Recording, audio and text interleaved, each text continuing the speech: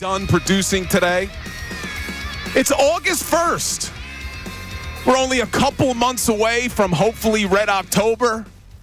We're a month away from Game 1, Week 1 in Brazil against the Green Bay Packers. And there's a whole lot of pressure on both of those teams to succeed this season. So that's what we're going to talk about to start the show. Because, yes, the Phillies have struggled. That's an understatement. Yes, the Eagles had an epic collapse to end the season last year. But as we start a new month, August 1, turning the page, who has the most pressure on them to succeed this season? And we'll include the Sixers and the Flyers in that, although I don't think they have more pressure than is on the Phillies and the Eagles right now. And I look at the four major sports teams. Who has the most? And I guess first what we have to do when we say who has the most pressure to succeed is define what is success for all of those teams. You look at the Philadelphia Phillies, it has to be World Series or bust. Simply making the postseason isn't successful after what's happened the last 2 years. When you get to the World Series in 2022, when you get one game away from the World Series again in 2023, anything short of a World Series championship is not a success. So that's the definition of success for the Phillies right now. Well, what would be the definition of success for the Philadelphia Eagles if we're setting the bar? If we're looking at the floor, which is something that the morning show talked about today, I think it's got to be winning the NFC East. And we're going to evaluate the NFC East. We're going to take a look at it if there's any teams that make us nervous. But if we're going to define success as World Series or bust for the Phillies, NFC East championship, making the playoffs, and maybe even winning a playoff game for the Eagles, well, who has the most pressure on them this season? And for me, even though the floor is a lot higher for the Phillies than the Eagles, I think there's more pressure on the Philadelphia Eagles. Because when I think of the word pressure, I think that if you don't have success, heads will roll. As much as it's World Series or bust for the Phillies, heads aren't rolling if they don't win the World Series this year. I know there was a lot of chatter this morning, and John has his issues with Rob Thompson, and there's some fans who have their issues with Rob Thompson. Rob Thompson's not going anywhere if this team doesn't win the World Series. Bryce Harper's not going anywhere. Trey Turner's not going anywhere. Kyle Schwarber's not going anywhere. JT Realmuto's not going anywhere. Your pitching staff, your big four, Wheeler, Nola, Ranger, Christopher Sanchez, they're not going anywhere. So when I look at this and I say, which team has the most pressure on them, for me, it's got to be the Eagles. Because if the Eagles don't have success this season, heads will roll. Nick Sirianni will not be here next year. The chatter will be through the roof if Jalen Hurts is, in fact, the franchise quarterback. Now, he'll probably still be here next season because of the way the contract's structured. But there's probably going to be a whole host of changes if the Eagles don't have success. So I'm joined by my producer, Ray Dunn, today. What's going on, Ray? How are you, Bill?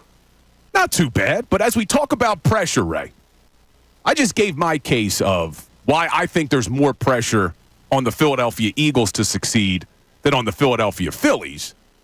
You agreeing with me, or do you think there's more pressure on our fighting Phils? Way more pressure on the Phillies. You talk about the ceiling and the expectation. Phillies have to beat out all other 29 teams in baseball for this fan base to be satisfied with the way this season goes. The Eagles have to beat out, in the scenario you lay out, a Cowboys team that's biggest offseason acquisition was Ezekiel Elliott, and right now is dealing with multiple players unhappy with their contract status.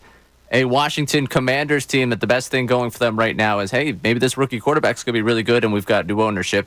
And a Giants team that I don't think there's a single silver lining that I can look at for that group right now. That's basically in terms of constituting success and what you are looking for out of this season for the Eagles. If what you're saying, winning the division, is the biggest thing that sticks out for them, That's the only thing that they have to overcome in terms of to exceed the expectation that you've placed upon them, the pressure placed upon them to go out there and do.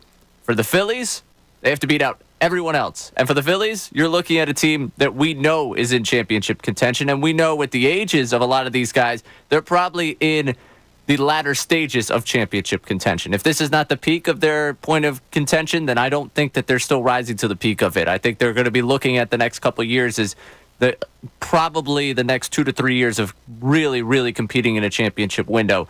As for the Eagles, we look at the youth that they've got, whether it be defensively and certainly with the stars on offense, and you could argue that this is part of a rise towards something as compared to maybe looking at towards the end of a window of competition.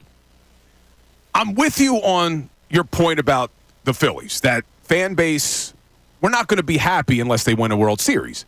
But when I talk about the pressure, though, do you agree with me? If the Phillies don't win the World Series, I don't think you're going to see a lot of changes to this baseball team next year. Certainly the manager will be here. You would think. And you would think they're like, it depends how the rest of the season goes for this team. But I think if you go into this offseason and they don't get it done again, I imagine they're going to look at changes to at least pieces of this core, reshuffling pieces of this core to make sure that they get over the top. I mean, they're at a point where, hey, if you've done it 3 years and you've done it 3 years with largely a similar group, those questions would probably be asked in the offseason if we get to the end goal and it's not what this fan base wants, not what this organization wants. Now, the expectation, and it's something that a line that's been dropped by the owner a couple times of get him his trophy back. If that's the expectation going into a season, that's a lot of pressure on you to succeed. And I think right now you're seeing a little bit of a team playing a little tight because they're trying to get themselves out of a funk where they know they're in the midst of a season where those are the expectations. A little bit of a funk is putting it mildly, and I do want to get into those struggles in a second. I just think that a majority of this team, even if they come up short, even if they get to the NLDS and somehow lose, which would be ridiculous if that was to occur. I don't expect this team to be a wild card team. We'll talk about where they are in the standings and the recent struggles, but I think at the very least you're going to see them win the division, be in the division series. Even if they lose that, I think a majority of this team comes back, maybe some reshuffling like you said, but I don't expect wholesale changes. With the Eagles, although you're right, an easier path to winning an NFC East championship. If they don't do that, if they fall short, there is no way in hell Nick Sirianni's back. There's no way that probably Kellen Moore or Vic Fangio are even back, because if this team struggles, they're going to have to take the blame for that as well. I know there's some people who think, well, if Sirianni goes, you promote Kellen Moore. If the team struggles, the offense and the defense probably both struggled as well. So I do expect a lot of changes to this Eagles team. But you make a good point. They're young. They do have a lot of good young players. But what happens with the quarterback? If this team struggles this season, which I'm not expecting to happen, and we're going to talk about that a little bit later on in the show, what I'm excited about with this team. But if they do struggle, the noise is going to be at a fever pitch about Jalen Hurts. I mean, we already are getting it now, and I didn't even think last year was that bad of a season, right? I thought if you look at his numbers, yeah, the turnovers were bad, but his overall numbers were not terrible. He was an MVP candidate up until week 12. He was an MVP candidate all of 2022. We're only a year removed from him putting up one of the best stat lines we've ever seen in a Super Bowl, and there's already people calling for – me and Silvana one weekend already got a call for Kenny Pickett to be the starting quarterback. So if, God forbid, this team struggles this year, that's why I think there's more pressure on the Eagles than the Phillies. I think you're severely underrating the noise that would surround this Phillies team if another season came and went without them going to get in a ring. Especially with the way this season started and the way the expectations for this team, and rightfully so, were so high going into the year, after the way they started, and obviously what you've seen them do over the last 2 seasons. The expectation for the Eagles, if you're winning a division, that's lower than I think where this fan base typically, and there's always going to be a part of this fan base that does, though. Yeah, it's a Super Bowl team, obviously, because they're the Birds. Let's go win the Super Bowl. But I think you're severely taking down the expectations of the Phillies fans coming into this season and the pressure that they're certainly under to go accomplish something that many believe, at least last year, they should have been in the World Series, if not taking back the trophy last year. And again, we remember how that all ended. There was no excuse for losing to the Diamondbacks. They were not a better team than the Phillies. Certainly when you're coming back to Citizens Bank Park, you only need to win 1 or 2 games at the bank, which was the best place to play in all of the playoffs for Major League Baseball. That was inexcusable. But as bad as that, you want to call that a collapse in the NLCS was, I think a lot of fans would say the Eagles' collapse was worse. And if the Eagles hit any of a rough patch this season, like the Phillies are hitting this rough patch right now, everyone's just going to resort back to what happened last year. And Jordan Mailata spoke at training camp, and he said what we assumed a lot of players were thinking is they're sick and tired of hearing about last year. Listen to Jordan Mailata. I'm about goddamn tired of talking about last year. I'm tired, I'll be honest. I'm only looking forward. We can only learn so much from last year, and we learned a lot. And the direction that we're going now is forward, and we got to do that this year. I mean, talk is cheap, but I got a really good feeling about our offense this year and our defense. And if everyone can please stop talking about last year, that'd be nice. So that's Jordan Mailata. Sick and tired of people talking about last year. Says at the end of that clip, if everybody can stop talking about last year, that would be nice. Ray, if this team struggles at all, at any point this season, Jordan Mailata is going to hear a lot more about last season. That's exactly where every fan's going to go. It's probably going to be what we're talking about. Here we go again. It's the same thing that happened last year. Sirianni lost the locker room. All the issues that we don't want to have to rehash that happened last year will resurface if this team struggles this season. Yeah, absolutely. But I think last year also wiped away a lot of expectation to this season. Last year we went into the season thinking, wow, this is a team that went to the Super Bowl. Can they go back there? Can they get it done this year? Right now, we're drawing the line. Yeah, it'd be pretty great if they won the division, won a playoff game. That would get us back on the track with this team. That's not the case. Last year, and the difference between the collapses amongst teams is it wiped away a lot of the expectation, a lot of what you can see from this Eagles team and what we think we'll see from this Eagles team, whereas last year for the Phillies, it didn't wipe away much of the expectation. It was, okay, you brought it back. This is a team that was on the doorstep to go to the World Series. We expect you to be in the World Series. See, I'm curious.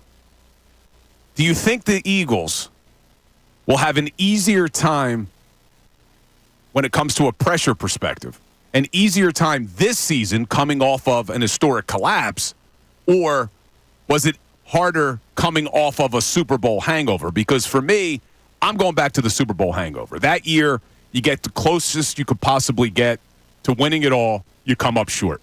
You lose both your offensive coordinator, your defensive coordinator. We know there's only been 6 coaches ever that have gotten a team from a Super Bowl loss back the next year. So there was all types of pressure on this team with all kinds of changes. But this year now, coming off the collapse, I think it's still harder coming off of the Super Bowl hangover than it is coming off the collapse. But if this team struggles early, I think that's all they're going to hear about is last season.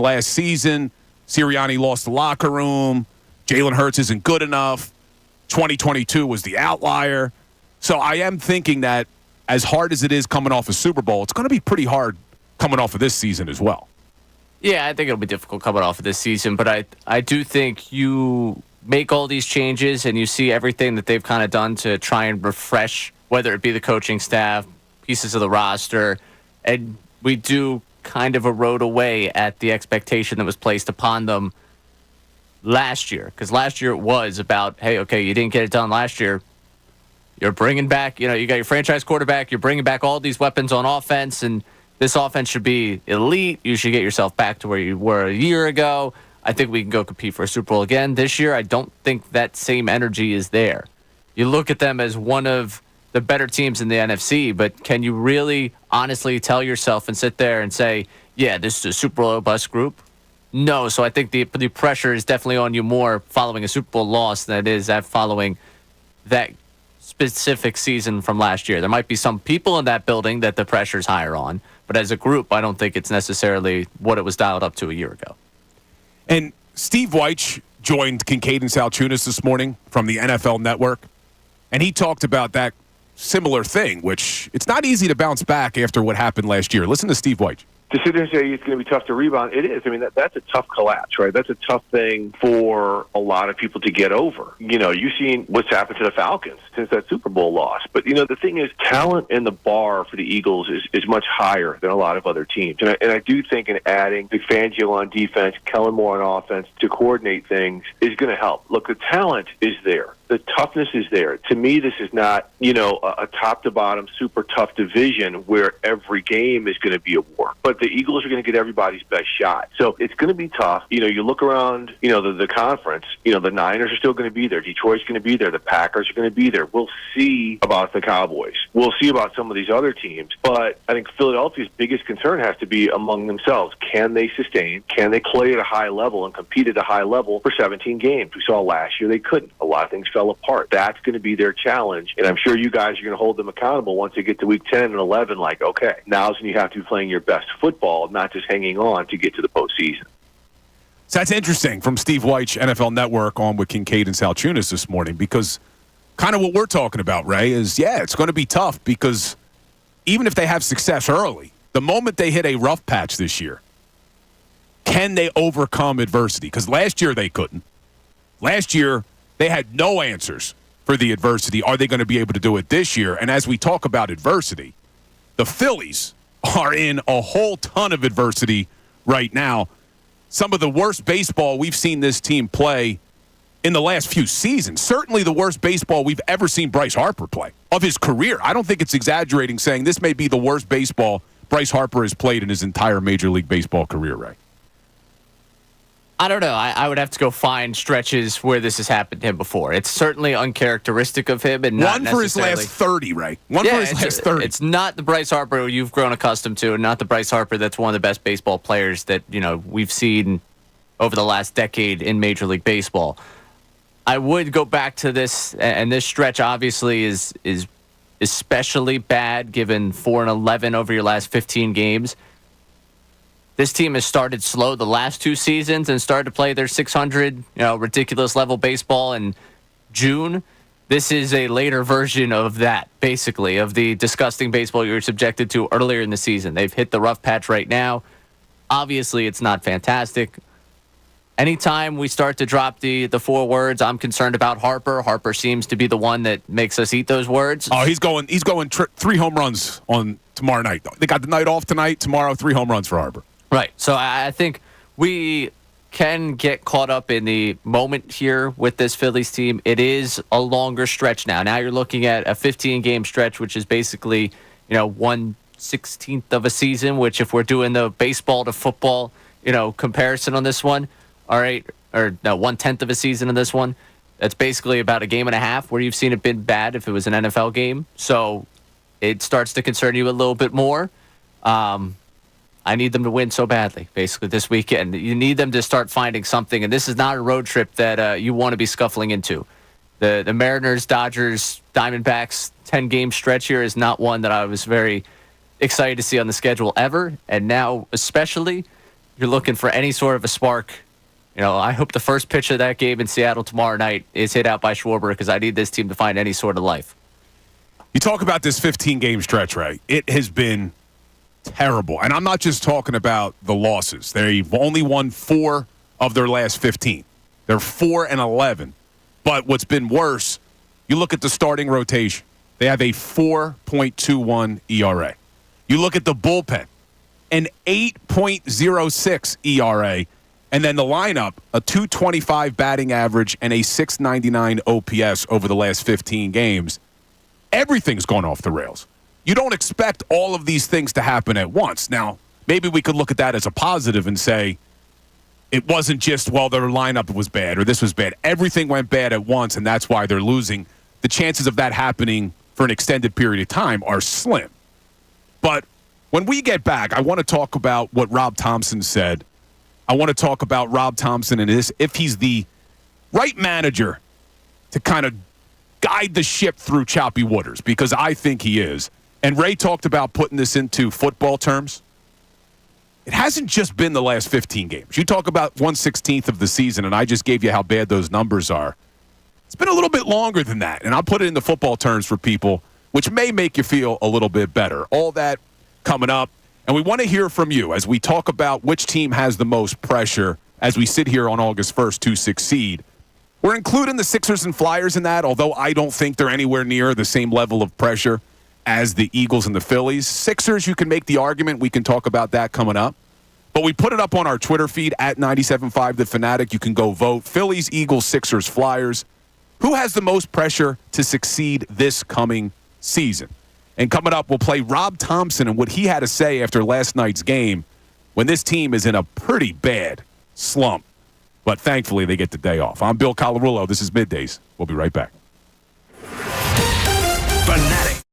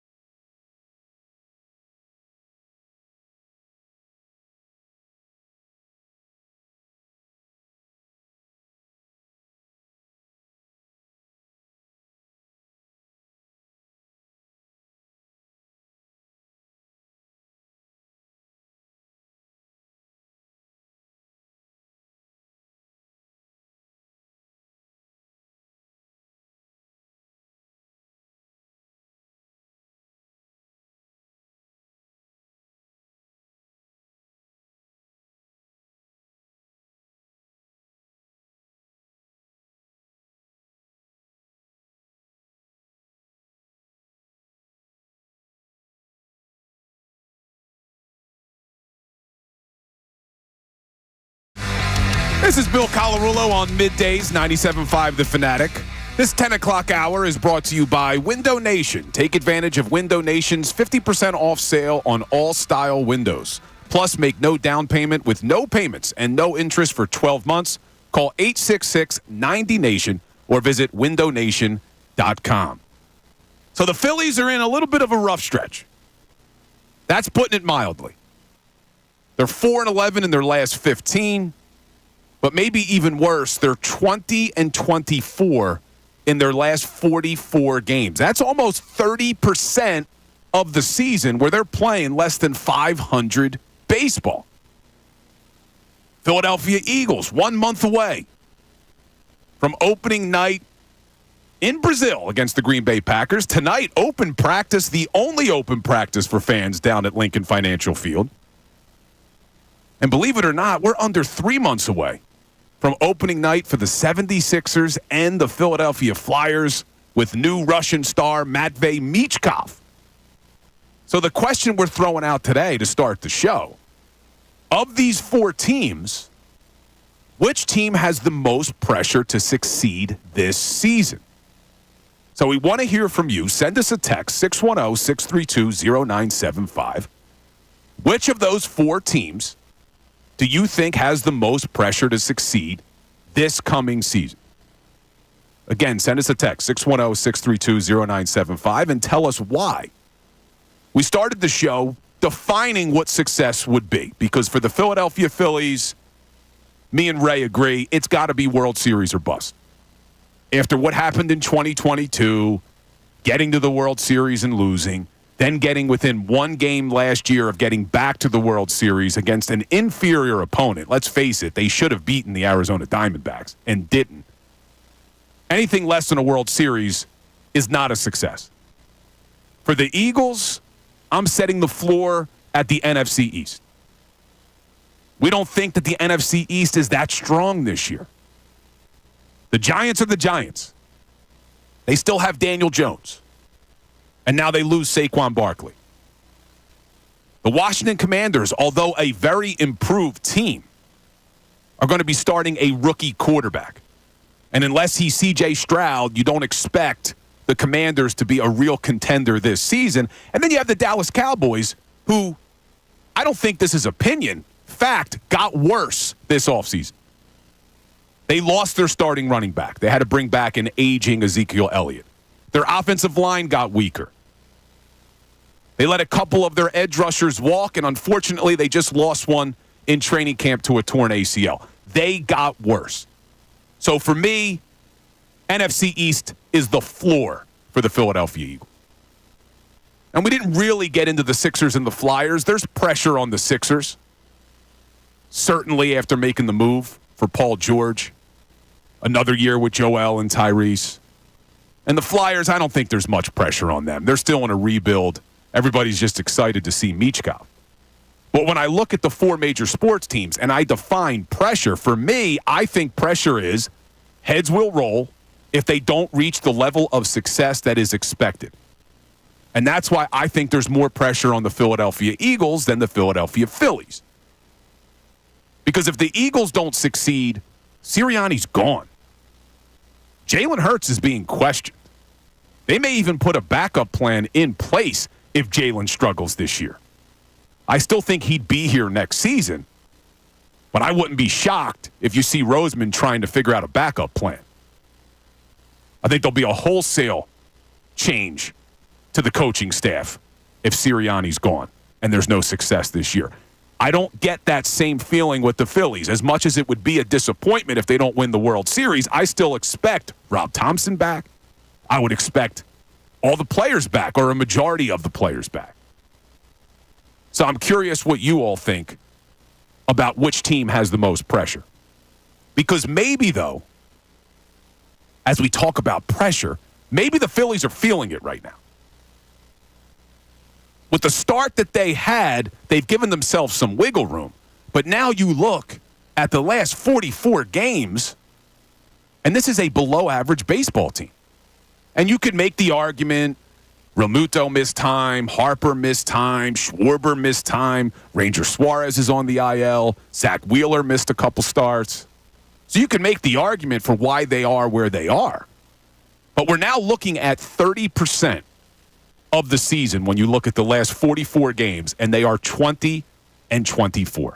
That's a winning percentage of .455. But to put it in perspective, as we talk about the Eagles, to put it in football terms, Ray talked about the last 15 games being 1/16 of the season. When you look at 44 games, close to 30% of a 162-game season. If we put that in football terms, in a 17-game season, you're talking about 5 games. And with that winning percentage of .455, it's about 2-3. So, Ray, if the Eagles come out of the gate or at any stretch during the season, they're 2-3, you panicking? It depends what part of the schedule they're going 2-3 in. Like, 2-3, to me, when we're talking about teams falling apart, if you want to compare, because people have done the whole, this is just reminding me of the end of the Eagles season. 2-3, you would have begged for a second win somewhere in there at the end of last Eagles season. 2-3 right now for this Eagles group, if they have a stretch in the middle of the season where, some team was better than you expected, you dropped a game in there that you probably shouldn't have, and you let 1 or 2 slip away, we're not going to be thrilled with it, but it shouldn't be the season breaker. If you have them at 11 wins, 2-3, there's half your losses right there, but ultimately you expect it to be a good season, so you're putting probably a couple of good stretches in there as well that would maybe mirror what the Phillies did earlier. Yeah, because a lot of people, and I don't agree with this sentiment, but a lot of people have said, this is the Eagles collapse all over again. Eagles were 10-1, and then they collapsed down the stretch going 1-6. The Phillies, unbelievable to start the year, and now look, they're collapsing. But to Ray's point, you look at last year's collapse for the Eagles, if they would have gone 2-3 at any point during those last 7 games, they're winning the NFC East. They're not going to get a first-round bye, but they definitely have a home game. So things could have been a lot different. So this is not the Eagles' collapse. You agree with me on that, Ray? I know Absolutely. Fans have said this is not the Eagles' collapse. So Rob Thompson, who I know gets heat. I know John Kincade this morning was giving him heat about some of his decisions. To me, is the perfect manager when things go a little bit rough. When you've hit those choppy waters, you don't want a manager that's going to panic. And this guy has hit the right buttons during struggles every single year he's been the manager. Go back to 2022. They come out of the gate with Joe Girardi. They're 21-29. What happens? Rob Thompson takes over. The rest is history. They go all the way to the World Series. Unfortunately, they lose, but they get there.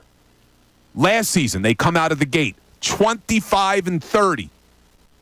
What did Rob Thompson do? He preaches patience. Everything's going to be fine.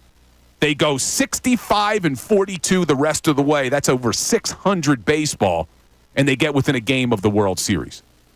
The difference right now is, unlike hitting that rough stretch to start the season like they've done 2 years in a row, they're hitting it right now.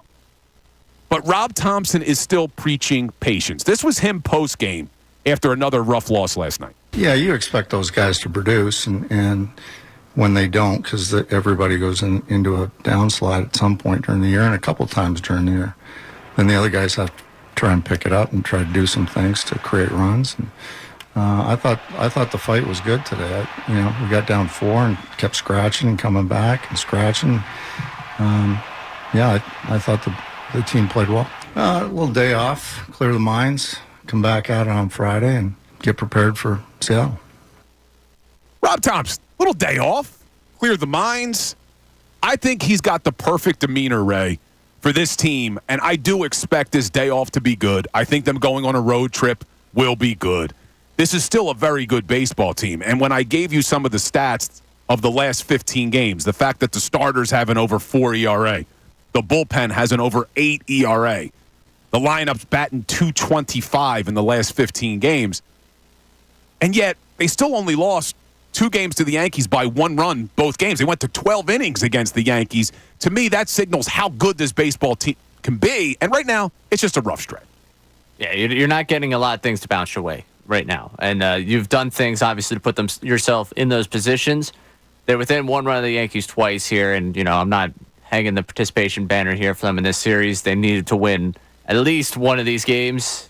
Obviously, you would have loved for them to take a series. You were hoping that they got home and got things right, even though it was against two of the best teams in the American League.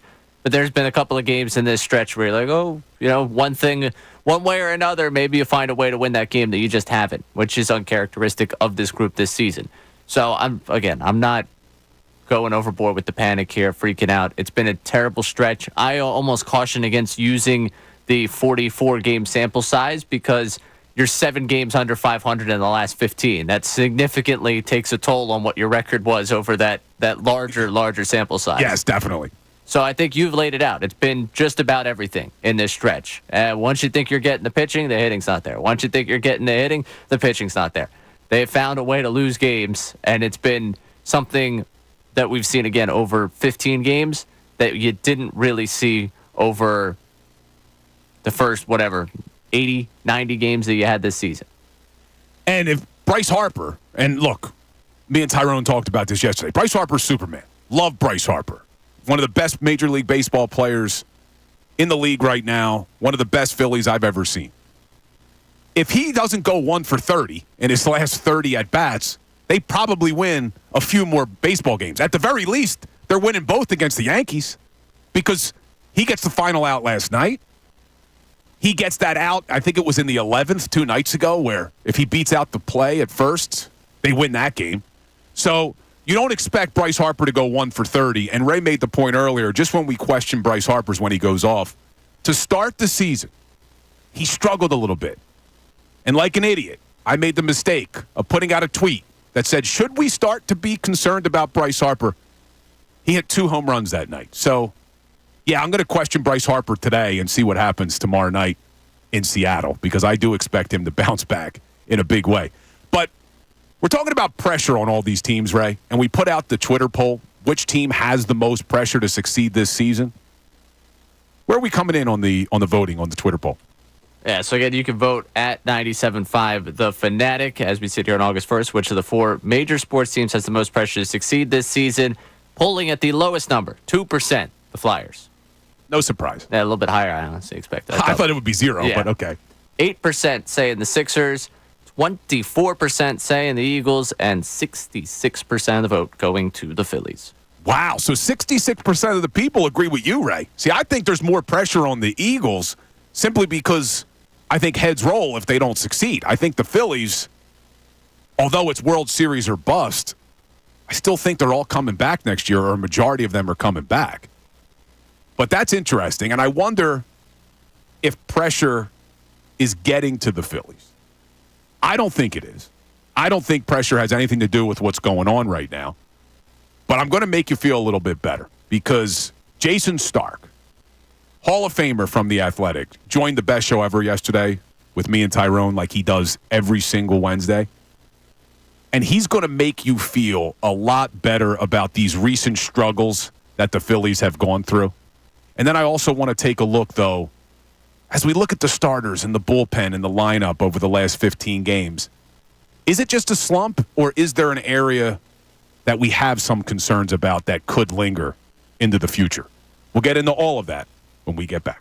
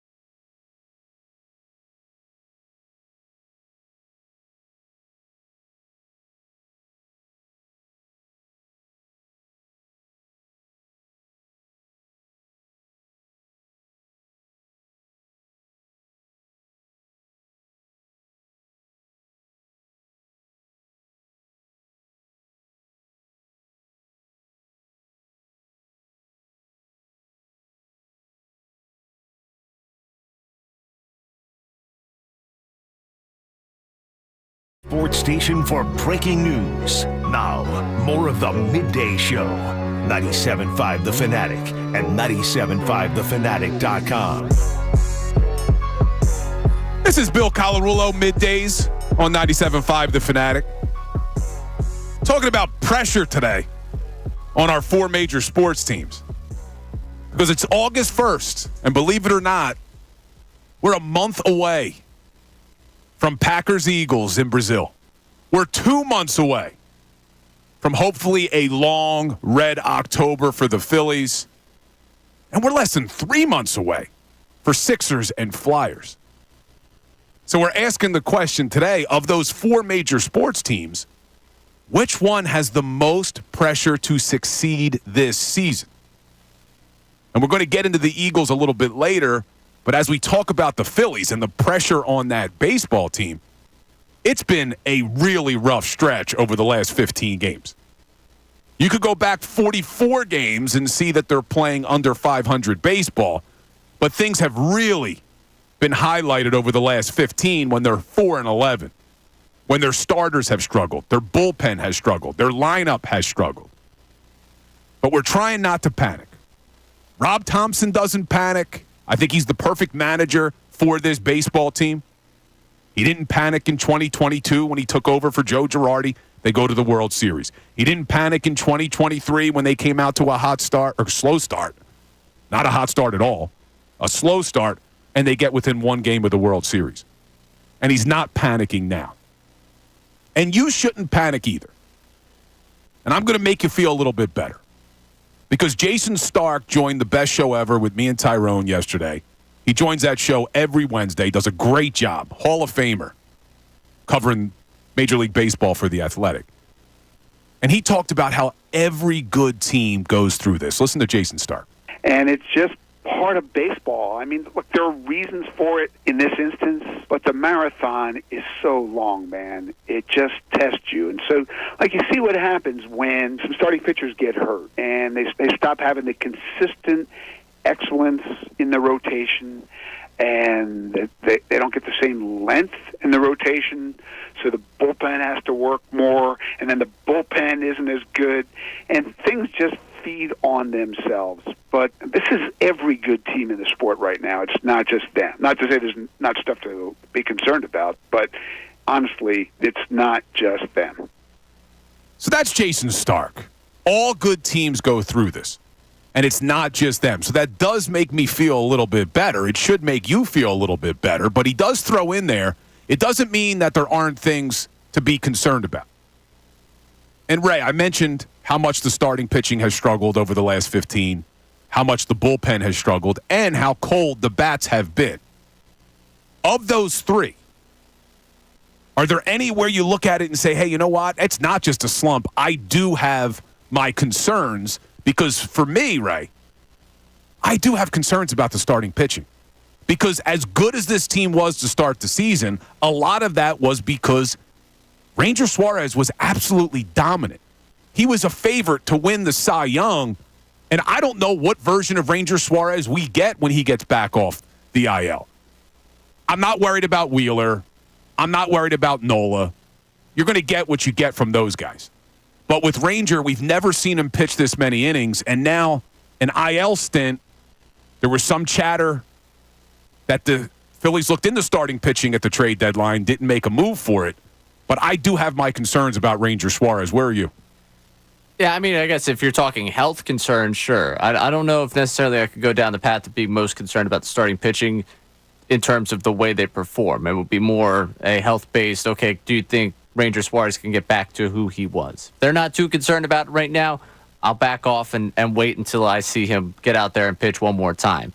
Wheeler, what it was the other night, I don't expect that to be normal for him. I don't expect that to be the norm. I expect the Zach Wheeler I get out there every fifth day. Now, Aaron Nola, what he is, I was kind of shocked. I was walking out of that game Tuesday night and someone was complaining about Aaron Nola. I was like, you have not seen Aaron Nola in a matter of hours. And the guy left the game with the lead. I don't know how we can go here and get upset with Aaron Nola. So looking at the starting pitching, looking at the guys that are going to start playoff games for you, if you still roll out Wheeler, Nola, Suarez, and Sanchez, yeah, I'm taking my chances versus most any team right now, especially looking at the injuries around the rest of Major League Baseball to other pitching staffs. But do you have confidence that Ranger comes back and is the same Ranger that he was before he went on the IL? I'll have confidence in it until I see otherwise. I want him to get a chance to sit down and get a break. So the fact that he's getting that right now is nice for me. I want him to rest. His arm needed it. There's no doubt about it. I just pray that he can get back to that because you're right. Look, I don't worry about Wheeler or Nola, but Ranger has been very good in the last 2 postseasons. And I need him to be good. You need that third starter. And Christopher Sanchez, as good as he's been this season, can he duplicate that? Can he replicate it come October? We'll have to see. So that's why I have my concerns about the starting pitching. Where are you with the bullpen and the lineup? Bullpen, it's funny. I think the only 1, 2, 3 innings they've had over the last couple of days have been by the guys they acquired at the deadline in the bullpen, which is nice, or the 1, 2, 3 innings out of the bullpen at least. So I'm interested to see what Banks brings. I'm interested, obviously, with what Estevez is going to do for them in terms of solidifying the back end of that pen and probably giving them, the traditional closer where we got a guy coming out in the 9th inning. I'll probably get a light show made soon by good people down there at Citizens Bank Park every time he walks out there. So Strom, Hoffman, what they've been this season, adding 2 more arms back there. Alvarado's given me a little cause for at least thought of okay, where is this going? What does he need to get himself right? They've got a lot of electric arms out there, but if I'm going to have to go on anything, whether it be the hitting or... Actually, I might lean more lineup right now just because I think the stars aren't producing, and that's what got you there last year. I don't expect that in the postseason. If you go 1 for 30 with Harper, I think we're going to be out of the postseason pretty quickly. Yeah. But I'm not sure what to make of the bottom portion of this lineup right now with a Stott, with a Marsh. Are we going to get the versions of them that we need come October? And Turner right now looks as good as 340 was at the beginning of the season, is as bad as it looks right now for him at the plate. And you mentioned Harper's 1 for 30 slump. The crazy thing is that is the worst slump by a Philadelphia Philly since Rhys Hoskins back in 2021. You think about all the players who've played for this team in the last 3 seasons, and we got to go all the way back to Rhys in 2021 for a slump worse than what Bryce Harper's having right now. You don't expect that from Bryce at all. So we'll see. We're talking about pressure on this team. I don't think what we're dealing with right now is pressure. I do think it's just a slump. And hopefully they can get out of this funk they're in, get their mojo back on this road trip, the day off today. But when we talk about pressure on the Phillies, we also have to talk about pressure on the Philadelphia Eagles. And coming up, everybody loves the brotherly shove. Everybody loves the tush push. And we thought when the NFL Competition Committee met this summer that they weren't going to ban the tush push, right? That's everything we heard. Well, a new rule just got passed by the NFL. I think that's going to impact that brotherly shove pretty significantly. We'll talk about that coming up.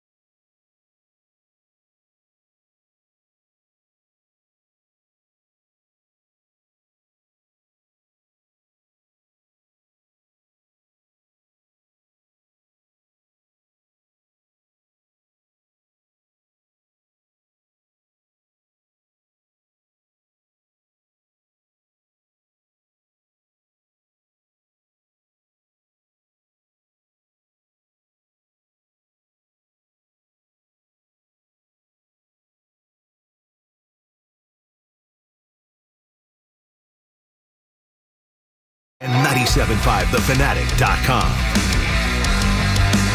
Welcome back into the Midday Show. I'm Bill Colarulo, along with Ray Dunn. Talking about pressure on the four major sports teams in this city. Which one has the most? Is it the Phillies, as they're in a terrible slump right now? Is it the Eagles? 1 month away from opening night in Green Bay. They got their open practice tonight down at the Link, the only one for fans, which is criminal to me. The fact that teams like the Ravens are holding 20 open practices and the Eagles can only hold one for the best fan base in the whole National Football League is ridiculous. But if you're going down there, it'll be fun. You'll have a good time. I just wish there was more open practices. Is it the Sixers? Is it the Flyers? Who has the most pressure? I don't think it's the Flyers. I don't even think it's the Sixers, even though they made a big move for Paul George. I think it's the Eagles. And the reason I say that is because when I think of the word pressure, I think that there will be wholesale changes if they don't reach success. And although I think the floor is a lot higher when we talk about success on what the Phillies need to do, Phillies need to win a World Series. That's it. Anything else, not a success for this season. Not after the 2 years you just had. For the Eagles, I'm not setting the floor as a Super Bowl, but I am setting it as a division champ, NFC East champion. You look around that division, it's weak. The Cowboys got worse this offseason. I think they got a lot worse. I'm expecting a major down year for the Dallas Cowboys. So the Eagles have to win the division, and if they don't, there will be wholesale changes to the coaching staff and maybe even to some big-time players on that Eagles. I don't think you get that with the Phillies. I think Rob Thompson's coming back no matter what happens. Bryce Harper and the Stars will be here. So that's why I'm putting more pressure on the Eagles. Ray is putting more pressure on the Phillies. And a lot of people agree with him. And we want to hear from you. Send us a text. Which of the four major sports teams has the most pressure to succeed this season? You could text us at 610-632-0975. Give us your name so we can give you credit for it on the air. And we got some text on this conversation, right? Yeah, Bill in Utah, not necessarily defining the one he wants the most pressure out of, but gave the expectations that have to be placed upon the teams, according to him. Is the Phillies need to win the World Series. The Flyers must make the postseason. Parentheses, fans have been patient enough. Sixers got to get past round one, deep into round two, 6 games. And the Eagles' NFC Championship game, fire Nick if not. Wow. So, thanks for the text, Bill. Great name. But I disagree with him. Flyers don't have to make the postseason. And let me tell you right now, they will not make the postseason this year. I am not expecting the Philadelphia Flyers to make the playoffs. This year is all about rebuilding, developing Michkov, figuring out what pieces you have at the right places. They will not make the postseason. For me, I know some fans have put the floor, not the ceiling, the floor on the Eagles' NFC Championship. If they win their division and they get a home playoff game and they win one playoff game, but then they lose in the divisional round, you cannot fire Nick Sirianni. If he wins a playoff game this year, Ray, Sirianni has to come back. How could you say we are not going to bring back Nick Sirianni? He's made the playoffs 4 years in a row, and he won a playoff game this year, and he's not coming back. Yeah, it's hard for me to believe in reality where they would make that move.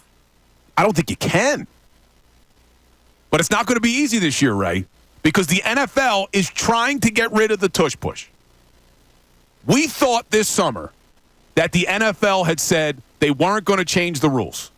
You all remember that. I think Troy Vincent talked, representing the NFL competition committee. Teams have to figure out how to stop it. Well, I think they're trying to outlaw it without outlawing it.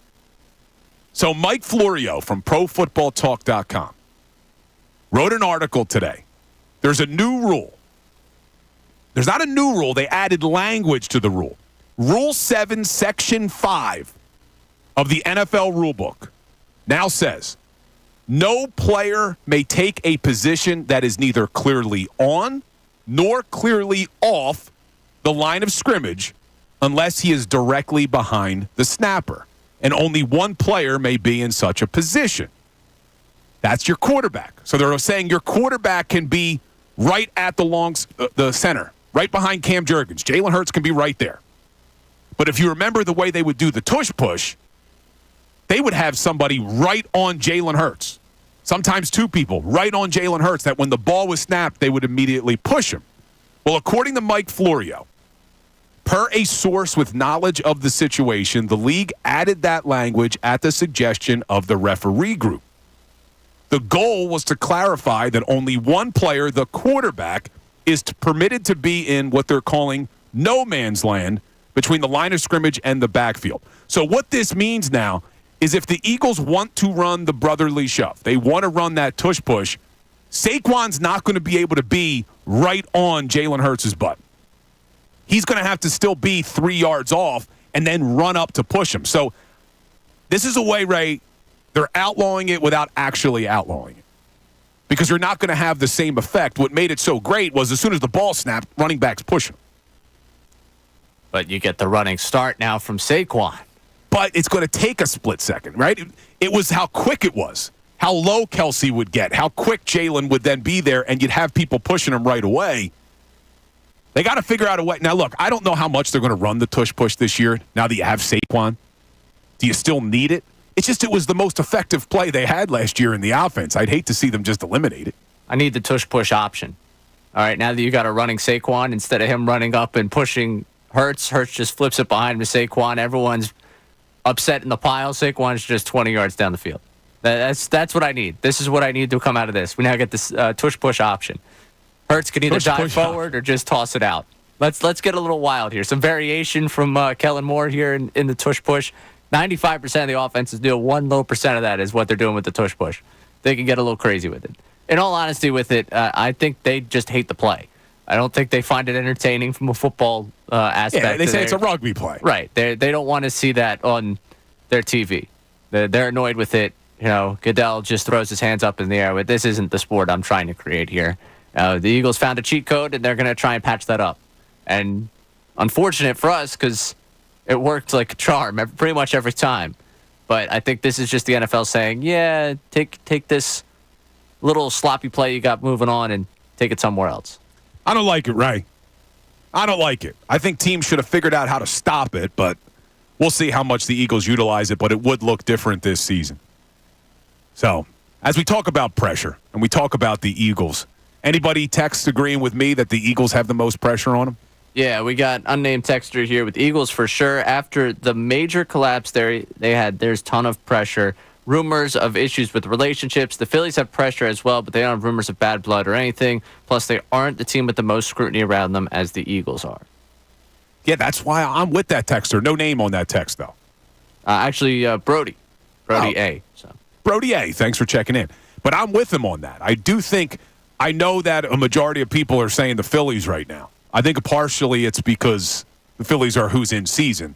But I think if we redid this question come September when the Eagles are in the middle of their season, maybe a lot more people are putting the pressure on the Eagles. Because if the Eagles go through a stretch similar to what the Phillies are going through right now, and we broke it down earlier in the show, in football terms, where they've been over the last 40-something games is only a 2-3 stretch for the Eagles. But if the Eagles go through a rough stretch, Bryce Harper's hitting 1 for 30. If Jalen Hurts has a game where he throws 4 interceptions, let's make that equivalent. Jalen has one really bad game. You know fans are going to be calling for Jalen Hurts' job. There's no doubt about it. There'll be overreactions to Jalen Hurts. You know that if there's some chatter about Rob Thompson right now, most people I think are like me saying, look, he's the right man for the job. It's a marathon. Look what he's done the last 3 years. If the Eagles go through a rough stretch, to start to see, I think if they lose in Green Bay, people are going to be calling for Sirianni's job. So that's why I'm putting more pressure on the Eagles. I think they have more pressure than anybody else. And if you read between the lines, a lot of the national media keeps talking about they have a Super Bowl roster. To me, that may be coming from Howie Roseman, the Eagles, putting it out there. We expect this team to succeed this year. And if they don't, heads will roll. There will be ramifications. Maybe Sirianni's not back. And I don't even think that's a maybe. If they don't make the playoffs, I think we can agree Sirianni's gone, right? Yeah. And this is coming from a guy who gets accused of being Sirianni's cousin because I've defended him in light of what he's done for this team over the last 3 years. I think he deserved to come back. But if they have another rough season, even if it's not his fault, if they go into this season and the defense is terrible again because of a personnel perspective, it's not going to matter. Sirianni will be the one that takes the fall. Oh, yeah. No, he's at the point where he's gone. And I'm going to move off the Sirianni cousin thing. I think you're actually his agent.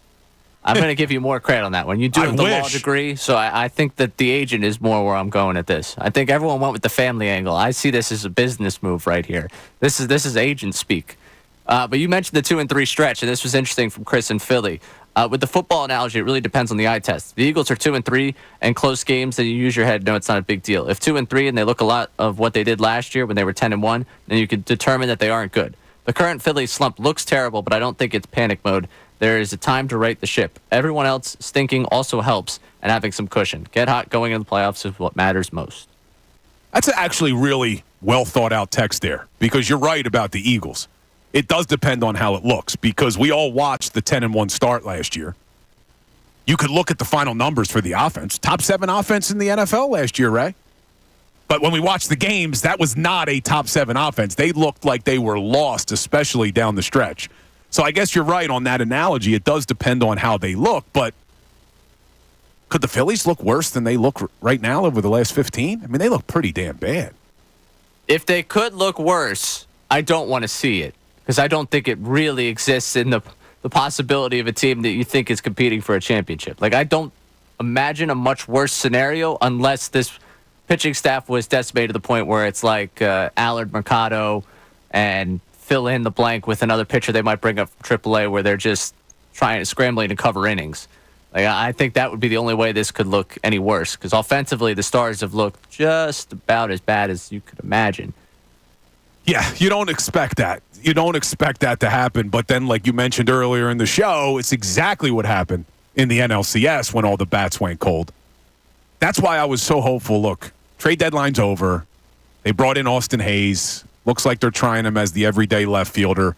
He came about 4 feet away from hitting 2 walk-off home runs potentially, and he did have that big home run, so maybe he's the answer. I just was really hoping that they brought in a stud center fielder, as much as I think Rojas is doing a lot out there, and what a run scored to tie the game the other night against the Yankees. But I wanted to put as many bats as possible in this lineup, so the chances of all of them going cold at the same time is slim. You still have that. You still have it with Harper and Schwarber, Realmuto, Turner, Castellanos, Marsh against righties, maybe Austin Hayes if he can get back to the form he was last year. But if they brought in a real right-handed bat to this lineup that could be an everyday center fielder, that's what I wanted to try to bulletproof the lineup. But still want to hear from you. Who's got the most pressure on them in this city right now? The Phillies, the Eagles, the Flyers, or the Sixers? You can get in 610-632-0975. We're going to go to the phones because Heavy from Huntington Valley wants to talk about the Phils. What's up, Heavy? You're on the Fanatic. Yo, bro, how you doing? All good, man. I'm just like really bothered because, you know, if it wasn't for the Braves just going on just like a 6-game losing streak, you know, this race for the NL East be a lot tighter. And I'll tell you what, we're going into Seattle, they've been struggling lately. They're definitely hurting for wins, especially at home. The Dodgers, who, you know, they started the All-Star game break with a 6-game winning streak. And the Diamondbacks, who are literally have been the best team in baseball since June. And this is a trip where you could legitimately go 3-7. And the way the Mets are playing, I mean, this, you know, you could be mid-August with a 4 or 5 game lead, and now the pressure's on. And this team has not been hitting, which has been its continuous struggle through all the important moments over the last few years. And now the starting pitching hasn't been phenomenal like it was for the better half of the year. Yeah, Heavy, I'm with you, man. And I got your concerns, but if they go on this road trip and they win 2 series in a row, you're back to feeling good, though. Like, I'm right there with you. I have the same concerns about everything you're saying. But if this day off does help, getting on the road does help, and they win a couple series in a row, you're right back to believing, aren't you? Sure. I mean, because, yeah, you're looking at, if you're talking about winning a couple series, you're talking about winning a couple series against, at least one out of the best teams in baseball right now. But I'm just a little annoyed that Dombrowski, everybody just kept saying, oh, just get to the All-Star break. They'll be okay after the All-Star break.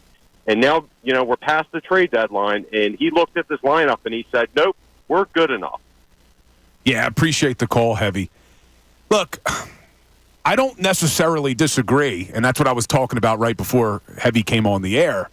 I did want to see Dombrowski go out there and get a real right-handed bat in the outfield. Maybe they got that in Austin Hayes. Because if Austin Hayes can be the guy he was last season, you got him. He was batting .280 against right-handed pitching last year. Now, you don't have the platoon. You're still going to have that platoon in center with Rojas and Marsh. I don't disagree with Heavy. I did want to see – my guy was Luis Robert Jr., who doesn't get moved. So it's hard to fault Dombrowski. If the White Sox didn't move Luis Robert Jr., to me it signals the price must have been astronomical what they were asking for this guy. And it made sense for the White Sox. He's still under team control, so trade him in the offseason or trade him next season when he's not on a little bit of a cold streak. But I do wish Dombrowski did a little bit more in the outfield, but my opinion will change if Austin Hayes turns out to be an absolute stud and left. Yeah, I mean, that's the hope, is that you kind of stabilize this lineup with, I guess, a more professional hitter. I'll go than what you have in center field.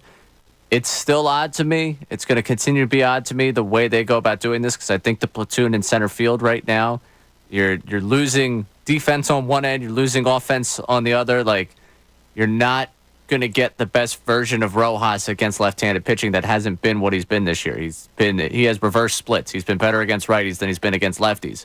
So that side of the platoon doesn't really mesh well with him. Now, you could say he's been better against lefties than Marsh, but the bar there is very, very low. Yeah. So it doesn't make a ton of sense as a platoon. It makes more sense if right now he's your defensive replacement, but you also said you wanted to make sure Rojas got those at-bats. And I understand you're in the midst of a pennant race. Is it really worth it to be throwing at-bats where you don't think it's going to work out for you offensively? But I don't know if Hayes is the guy that maybe move off of that plan. So far, hey, you mentioned he's been right there for a couple home runs. He did have the home run against the Yankees the other night. Maybe they're going to find their everyday left fielder in a guy that they've coveted now for a couple of years in Austin Hayes. I am just very puzzled as to what the real plan in center field is going forward, because I think we're going to get something about that within the next couple weeks once they finally finish their evaluation period on Austin Hayes in left field. But you're right, man. Think about the narrative today if that ball goes out yesterday that Austin Hayes hit. Think about if he walks off the Yankees at Citizens Bank Park. We're singing his praises today. We're singing Dombrowski's praises today. We're feeling good about this team. Oh, it was just a little bit of a slump. A little bit of a gust from the gods, as they would say, keeps that ball in the park. I think that's out of Citizens Bank Park in left field probably 9 out of 10 times, but not yesterday. Yeah, and it was weird because the one he hit the other night against the Yankees, when he first hit, I was like, oh, yeah, all right. That might be warning track power. If anything, they just kind of kept carrying. And you could see it when he hit it out. It was Tuesday night. He's just kind of like shuffling, moving down the line with it, like, oh, it's got a chance, it's got a chance. The ball just kept carrying. I don't want to say like poetic justice, because I don't want poetic justice at our expense, but the one he hits out Tuesday night was like, oh, I don't know if that one's going out. And the one he hit yesterday, I was like, oh, I thought that one was going to be the one that did it for us. So, baseball gods give, baseball gods take. Yeah, we'll see what happens. You're right, though, with center field. I'm looking at Rojas's splits right now. So against lefties, Rojas is batting 175. And Brandon Marsh, who we all say struggles, is batting 154.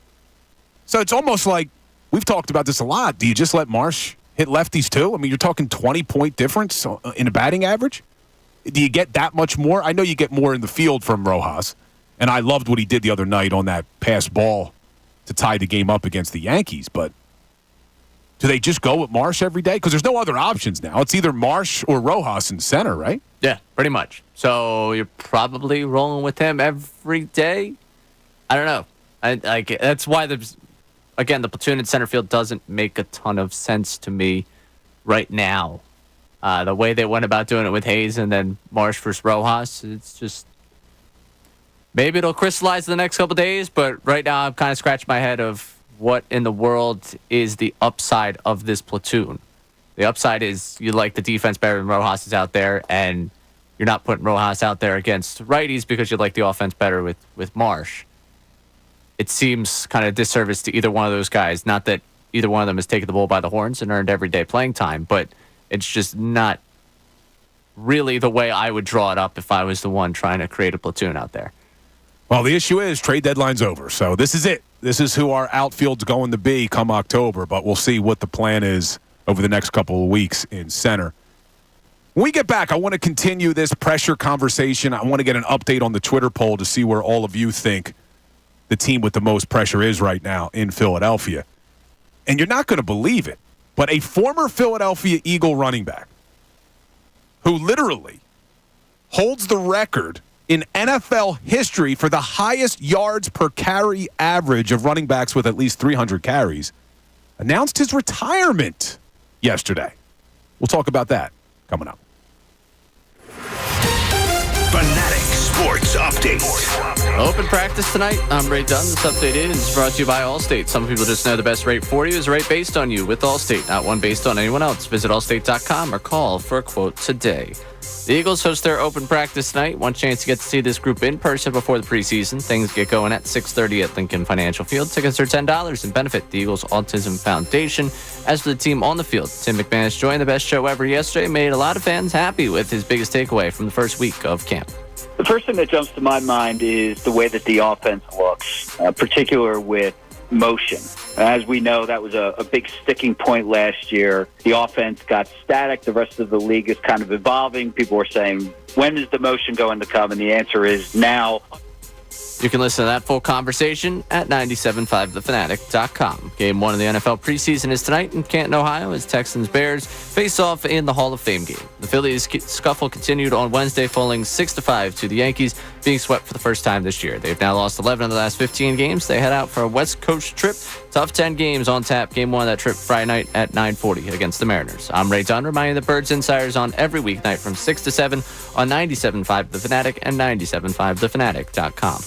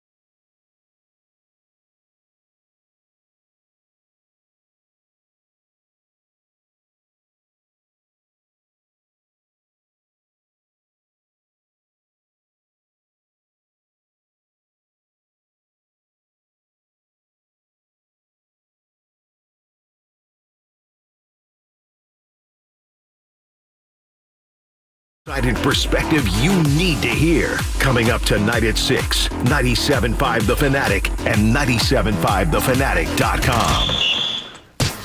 This is Philadelphia's sports station for breaking news. Now, more of the Midday Show. 97.5 The Fanatic and 97.5thefanatic.com.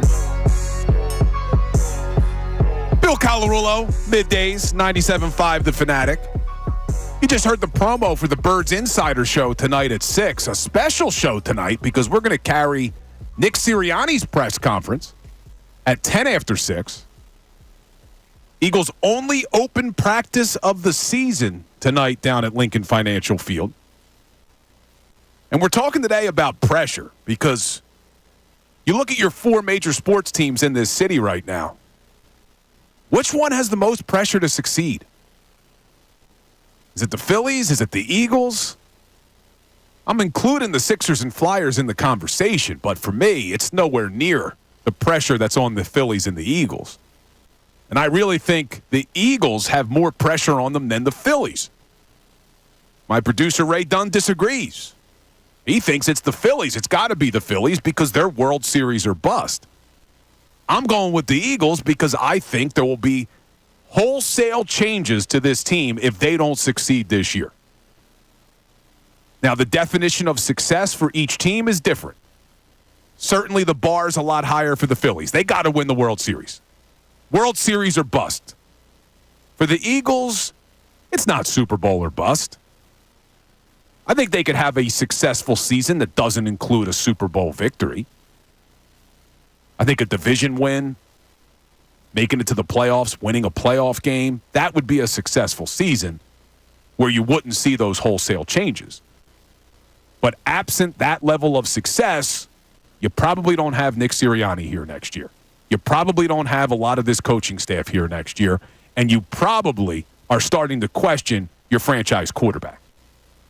I don't think you have that level of pressure on the Phillies. Although it's World Series or bust, if they don't win the World Series, Rob Thompson's still here. Your stars, a majority of them are probably still here. Maybe they try to change things up a little, but I don't think you'd see those wholesale changes.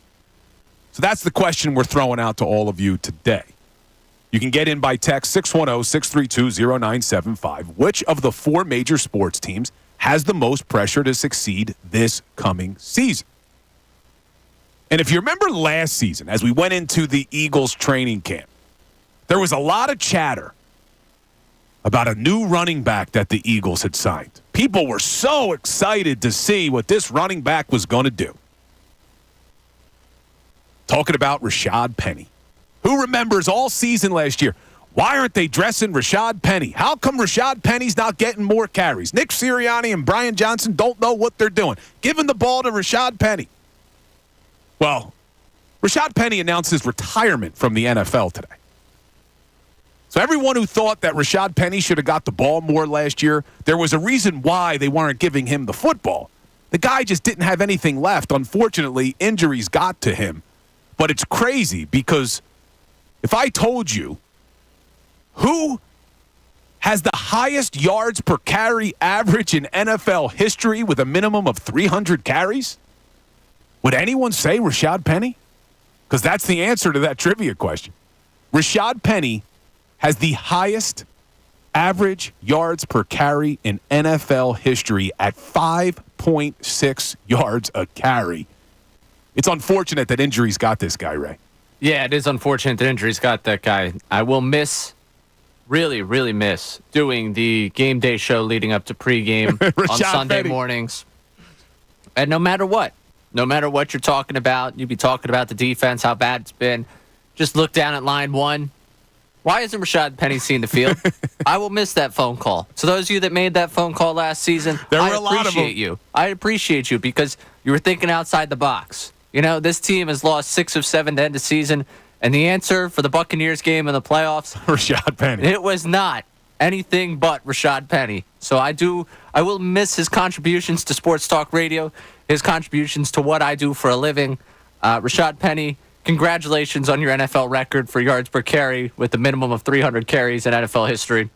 It is something that I'm sure they will put up in Canton, Ohio I am sorry to see your career end so soon, especially so sad to see your career in Philadelphia be cut so short after just last season. I was really hoping that if all things worked out, he'd find his way back to Philly and we could do another year of the debates of why Rashad Penny's not getting snaps. I enjoyed that conversation so much. So much. And then it also followed with, and why are they giving the ball to Kenny Gainwell? Well, that's okay. Yes. Because we're going to break that classic out in a few weeks, and I can't wait. If there's one storyline that gets me fired up for this season, it'll be they signed Saquon Barkley. How did Kenny G get a carry? I can't wait for it. Well, Kenny Gainwell's going to get the ball because if you look at Kellen Moore's history as an offensive coordinator, he does like to use both backs. You know, you go back to 2021 when he had the number one offense in all of the NFL. Zeke and Pollard combined for 86 receptions that year. Zeke had 47, Pollard had 39. You look at the Eagles over the last 3 years, the highest total they've had from any running back is only 39. Kellen Moore had 2 guys hit it in 2021. So I do expect him. I think Saquon gets the lion's share, as he should. But don't be surprised if you see a lot of Kenny Gainwell, especially in the passing game, because Kenny G is good against the blitz. He's good on blitz protection and pass protection. We know he can catch the ball out of the backfield. So we're going to get that call a lot, I'm sure, throughout the Eagles season. Why is Kenny Gainwell playing? But we're talking about pressure on these teams. Who has the most pressure? We threw it out to all of you, 610-632-0975, but we also put up a Twitter poll, Ray. Where are the updated numbers? Yeah, well, you could go vote on this one at 975 The Fanatic on Twitter. As we're asking you the question right now, looking at these teams coming up in their season, which team has the most pressure to succeed? The numbers have dropped for the Flyers. They went from 2% to 1%. The Flyers, 1% of the vote. It should be 0. It should be 0. There should be 0 pressure on the Flyers this year. Well, we got a texter, too, saying they got to make the playoffs. They got to make the playoffs, yeah. So I don't know. Have we understated the Flyers' expectations? Coming up. The Sixers, 9%. The Eagles, 25%. And the Phillies still running away with this one at 65%. You know, I don't know if I'm more surprised that the Flyers got any votes or more surprised that the Sixers only got 9%. I thought a lot more Sixers fans would have put pressure on them in light of the fact they've never got out of the second round with Joel Embiid. You just signed Paul George. You make a lot of good moves this offseason. I'm surprised only 9% on the 76ers. Oh, yeah, I am too, because I think I'd have them over the Eagles. I'll be honest with you. I think there's people in the Eagles organization that have more pressure on them than anyone else with the Sixers. Like, you talk about Sirianni. Yeah, Sirianni's got more pressure than Nick Nurse. I think of the 2 Knicks in this city, it's Nick Sirianni. I think Sirianni might have the most pressure on him. Well, you got to look at his role. The outcome of his season probably has the most to do with his job. The pressure upon him is probably amongst the most in the city of any individual person. But in terms of the organizations to succeed, this Sixers team, it's just tick, tick, tick. And Bill and Utah put it out there that, you know, they needed to make a strong showing in the second round. No. That's not going to keep anyone in this city happy. At this point, you've got to go probably win the Eastern Conference. At this point, like what you've put together. You got to, if you give the Celtics a great series in the Eastern Conference Finals, maybe someone walks away with that season like, all right, that's a step forward. That's my floor for them. Like, if we're defining success, we said for the Phillies World Series, we talked about it for the Eagles. For me, for the Sixers, if they get to the Eastern Conference Finals and they lose a close series to the Celtics simply because the Celtics are a better team, to me, that would still be a successful season. Yeah, we got to see how it happens. Yeah, you got to watch it. You got to watch it. Look, if they get absolutely outclassed and Joel plays poorly, Paul George doesn't show up, well, then maybe, yeah, it's a different conversation. Or if you lead 3-2 in the best of 7 and you manage to lose Game 6 at home and then lose Game 7 in Boston. You know, not saying that would ever happen, but if that was the case, that would hurt. And as we're talking about the Sixers, Ray, a lot of people talking about the fact that Joel Embiid got 0 minutes in the last Olympic game. It doesn't bother me in the slightest, man. Not in the slightest. Jason Tatum didn't play any minutes the other night, and they've already said Joel's back in the starting lineup against Puerto Rico in the next game. Like, are you concerned at all that Joel got 0 minutes? No. The matchup with South Sudan was more wing-based. They wanted to have more wings available. They were looking at the different lineup combinations. I know they have 12 incredible players and that, you can kind of roll the ball out there and expect things to go greatly for them. They did do a little bit of scouting and preparation, especially after they watched that team and the struggles they had against them the first time around. It was a wing matchup-based team. That's the way they went with it, and they won. Team USA got the victory. That's all I'm taking from that one. I got to be honest with you. The belly aching over Embiid Olympic performances. The opener, people were fired up about 4 points, struggled in 11 minutes. The focal point of the offense, what are they doing with it? He had, 18 against Germany the game before? This is the ebbs and flows of playing with guys who you've never played with before at the highest level and still trying to figure out how exactly as a group you're going to play together and what other countries who have played together before or other countries that just play a different brand of basketball than you do, figuring out the best matchups for them. I'm not going to lose my mind over Embiid not playing. I'm not either, and I think a lot of what it is, though, is I think the people who are making a big deal about it are the same people who just kind of hate on Joel. I would guarantee you if you did a poll of the people who are making a big deal about Joel not getting minutes in the Olympic game are the same people who thought it was time to blow up the Sixers and trade Joel. Because you look at this team, are people in Boston losing their mind that Tatum got 0 minutes? Are they saying, oh, look, he's not a superstar? They just won the damn NBA Finals. There's just so many stars on this basketball team. And to your point, they talked about it. The reason he didn't play is it was a more up-tempo game that doesn't really bode well for Joel's style of play. It doesn't bother me at all. I'm just happy that he's around all these stars because I do think it's going to help Joel when he comes back. I don't care how he plays. I just like him being around all these stars, puts a chip on his shoulder maybe a little bit, and is more motivated. Not that he needs motivation. I think Joel's last season, outside of the injury, was unbelievable. Best season we've ever seen.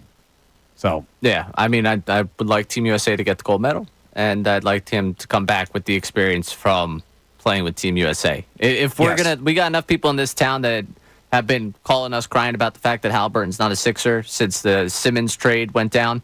If people are going to ignore the fact that Halliburton didn't play and only talk about Embiid not playing, that to me, and Halliburton didn't play in the first game along with Tatum. If people can only look at one of them, you're not looking at the full picture of the whole Olympic thing. I'm not going to say Halliburton's a bad player because he didn't play. It's just the way things shake out with Team USA. A lot of talented players and a little bit less time to be on the floor with 10-minute quarters. Yeah. So we'll see how it all shakes, but I'm enjoying the Olympics. I'm enjoying the basketball. Hopefully the Team USA gets the gold. But coming up, we're talking about pressure. We're going to continue that conversation, pressure on these 4 major sports teams. I'll tell you who has 0 pressure on them right now, and that's Jason Kelce. There's some chatter about Jason Kelce may come back and coach the Eagles and all.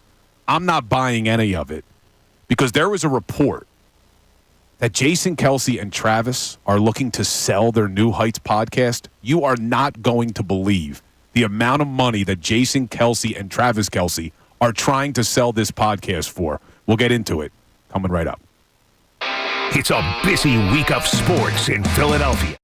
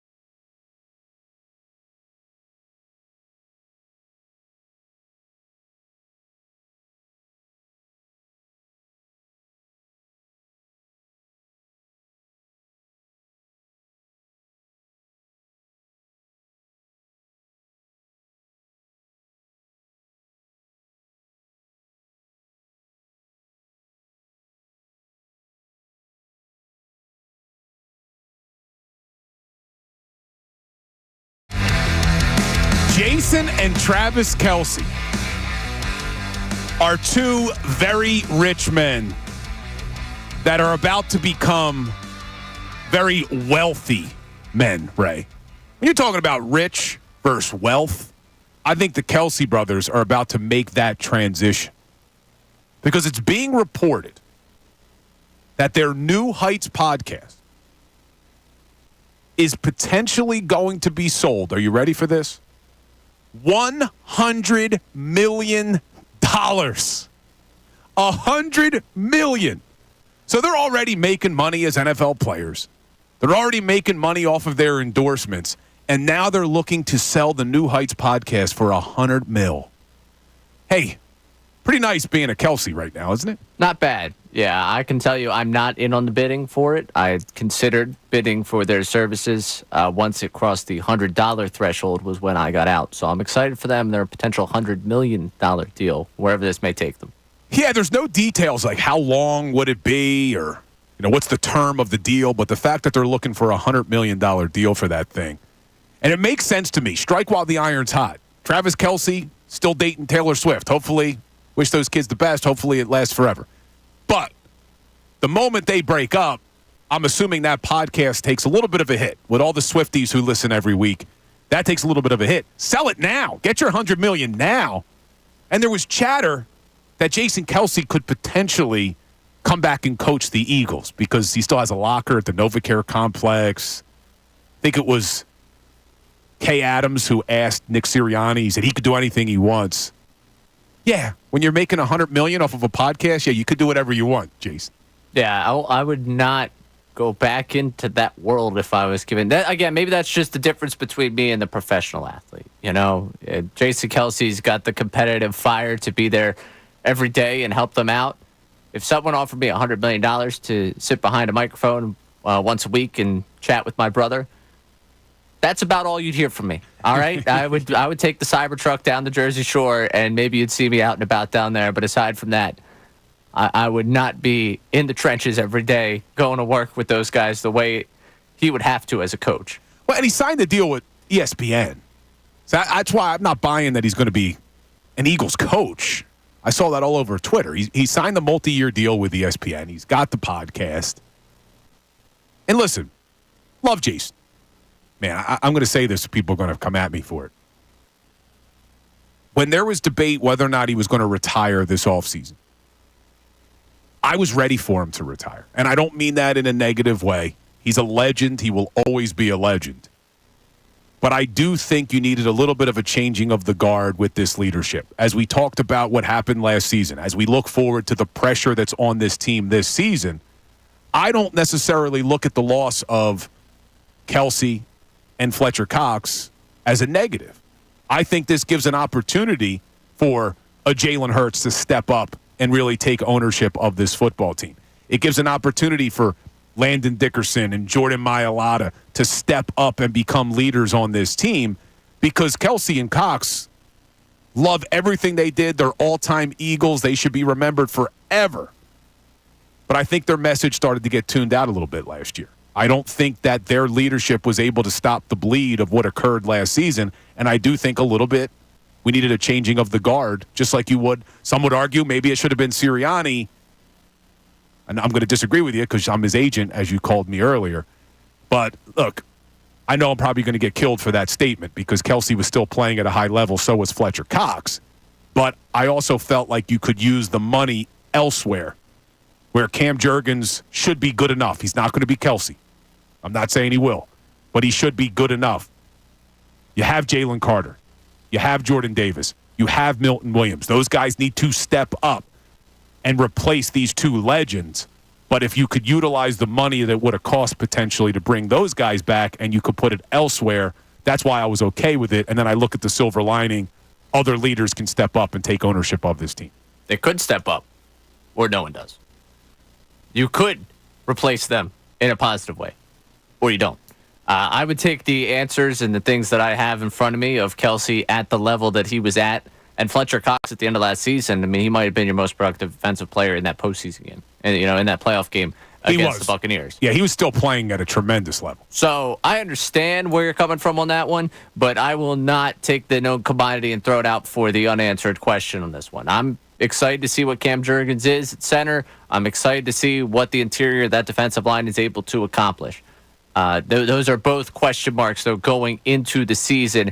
And in terms of leadership, you knew exactly where I was coming right back at you when you were talking about Kelce and Fletcher Cox. I saw it in your eyes. I was like, you think it's the leadership of Fletcher Cox and Jason Kelce that got tuned out? Or I don't know, maybe the guy that had no answers over a collapse that was looking around and we were talking about, and we spent an entire offseason talking about what his relationship was with one of his most important players.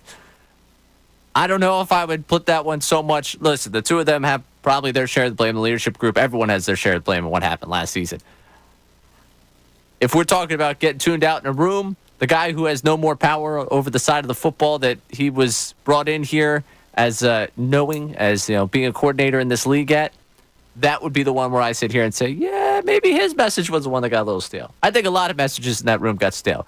You had two defensive guys that were, one was the coordinator, one was the senior analyst. That all flip-flopped. You had a coordinator and a head coach that didn't seem like they were on the same page on the offensive side. There might have been just too many messages in that room, honestly, last season, as compared to anything getting stale. I don't know if anyone was on the same page or even in the same book by the time we got to the end of last season. So I'm not going to sit here and say, yeah, Kelce, Fletcher Cox, yeah, you guys are good to go because the messaging got stale. I would have taken the known commodities as players and guys that have been a part of a lot of successful locker rooms in Philadelphia before I'd let them just walk out the door. Yeah, it's the old saying in the National Football League. It's always better to move on from a player a year early than a year late. And that was part of my concern with both of them, is I know they were both still playing at an extremely high level. But like we learned last year with James Bradbury, it comes out of nowhere. It's not very often that you just start to see a nice, slow decline. It's 1 year you're playing at a high level, the next year you fall off a cliff. And that was another reason for me where it's okay, if we can get younger, if we can invest in other areas, and the silver lining being other players can step up and take ownership of the team, specifically Jalen Hurts is where I wanted it the most, and you avoid that potential drop-off in play. Yeah, I don't want it to sound like I'm not going to miss both of them because it's hard to even remember an Eagles team without them. You look at this Eagles team now, there's only 4 guys on this team who were part of that Super Bowl 52 championship. That's it, 4. And 2 of them are on special teams. Jake Elliott and Rick Lovato, the long snapper. And then you got Lane Johnson and Brandon Graham. That's it from that Super Bowl 52 team. So definitely going to miss Fletcher Cox and Jason Kelce. I just didn't want to see. I'm glad that they went out. Not that they went out on top because the way the season ended, they didn't. But at least their level of play. You don't remember. Look, Jason Peters is still trying to play. As great as he was in Philadelphia, all I remember is him limping off the field every damn game. Right? It was like, all right, Jason Peters, come on, man. Retire. You're done. Move on. So you don't have to ever see Fletcher Cox or Jason Kelce struggling. The way we will remember them is the way they should be remembered as 2 of the best Eagles of all time. Nice memories. And I will remember them for being at the top of their game. I do think I'll come into this season with, oh man, I hope they got Cam Jurgens right. I hope they got the interior of that defensive line right. I hope they got it.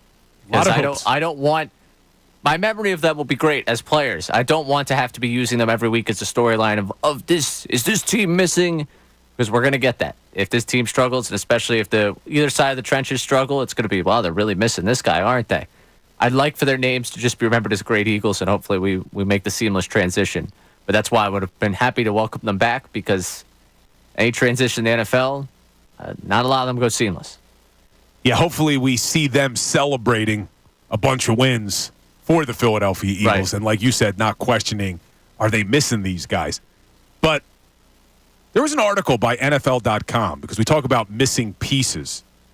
There's still some really good free agents available. And I never put it past Howie Roseman to add to teams late into the offseason and into training camp. We've seen him make moves in August. He got Ronald Darby. Chauncey Gardner-Johnson came in August. So NFL.com put out an article of the best remaining free agents and then which team is the best fit. And the Eagles made the list on a certain player that I want to talk about coming up next. Fanatic Sports Update. Open practice tonight. I'm Ray Dunn. This update is brought to you by Discover. Discover wants everyone to feel special. That's why they double all the cash back you've earned on your credit card at the end of your first year with cash back match. See terms at discover.com/credit card. The Eagles host their open practice tonight. One chance you get to see this group in person before the preseason. Things get going at 6:30 at Lincoln Financial Field. Tickets are $10. Benefit the Eagles Autism Foundation. As for the team on the field, Tim McManus joined the best show ever yesterday. Made a lot of fans happy with his biggest takeaway from the first week of camp. The first thing that jumps to my mind is the way that the offense looks, particular with motion. As we know, that was a big sticking point last year. The offense got static. The rest of the league is kind of evolving. People were saying, when is the motion going to come? And the answer is now. You can listen to that full conversation on 97.5thefanatic.com. Game 1 of the NFL preseason is tonight. Canton, Ohio, as the Texans and Bears face off in the Hall of Fame game. The Phillies scuffle continued on Wednesday, falling 6-5 with the Yankees being swept for the first time this year. They've now lost 11 of the last 15 games. They head out for a West Coast trip. Tough 10 games that starts Friday night at 9:40 against the Mariners. I'm Ray Dunn. Remind you that Birds Insider is on every weeknight from 6 to 7 on 97.5 The Fanatic and 97.5thefanatic.com. ESPN's Adam Schefter. I just think it's going to be a sounder unit. They're not going to make as many mistakes. There won't be missed assignments, missed tackles. Talking Eagles and NFL with Kincade Salciunas. There won't be those types of mistakes that were more regular last year. Now, I don't know what personality this defense will take on yet. Just think that some of the mistakes, I don't think that's going to happen as much this year. Wednesday mornings at 8. Presented by Landis Block. 97.5 The Fanatic and 97.5thefanatic.com. Are you getting ready for a home improvement cleanup? Maybe the garage, the bathroom, the big move. Well, here's the perfect solution, the Bagster. Yeah, the Bagster is by far and away the most convenient and affordable way to help you with your cleanup. The Bagster's great. It's a 3 cubic yard dumpster in a bag. Sold at Home Depot, Lowe's, and local home improvement stores. And for only $29.99. Go buy it, fill it, and then simply schedule your collection and it's gone. Clean up with the Bagster, the dumpster in a bag. Guess what, people? Wendy's has new saucy nugs. You heard me. Wendy's nugs now come in 7 saucy flavors. Buffalo,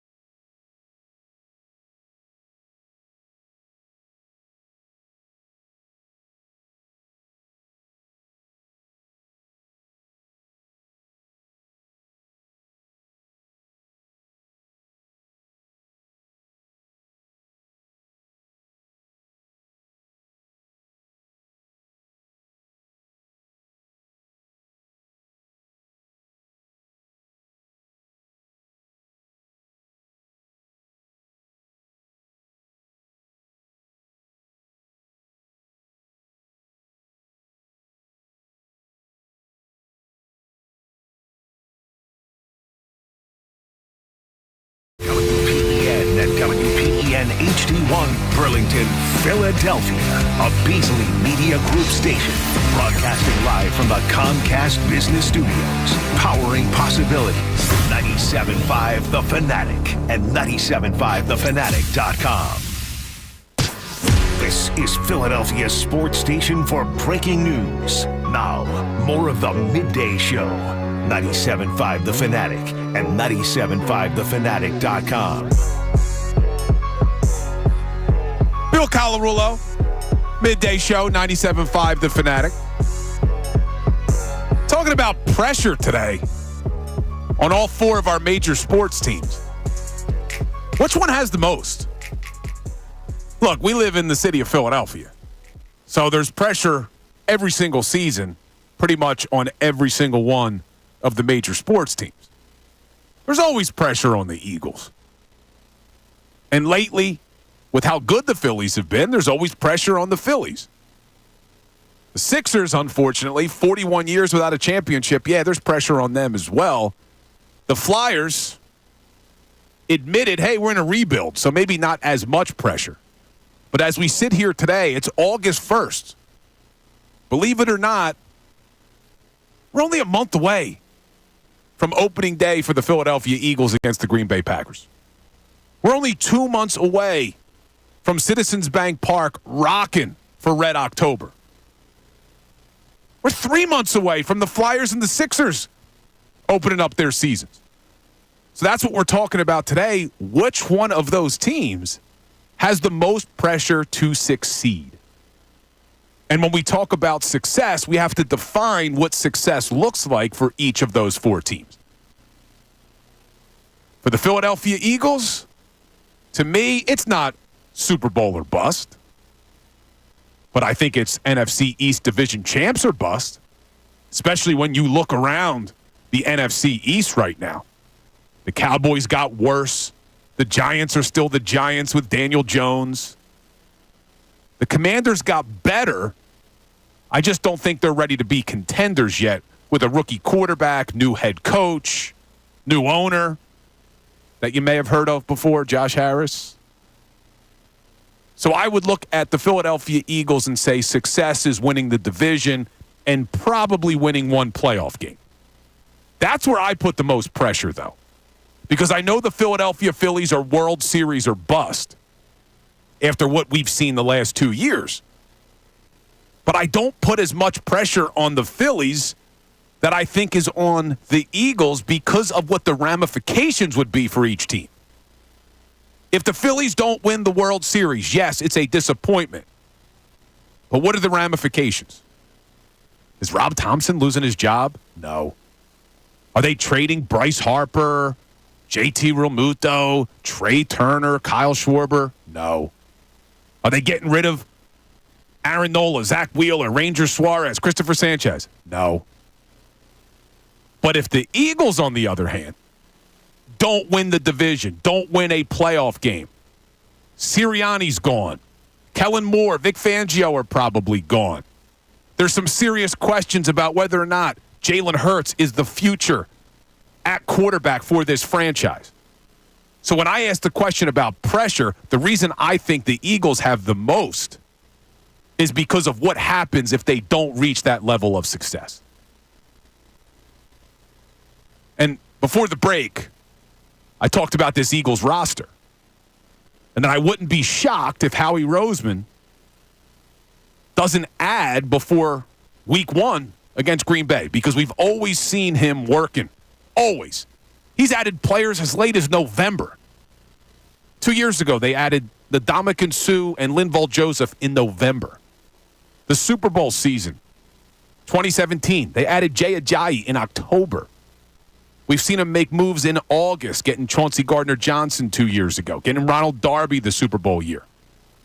So I still expect him to add to this roster. And NFL.com, Kevin Patra, wrote an article, and it says the best NFL team fits for notable remaining free agents.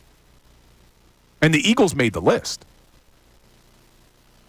At an interesting position, safety.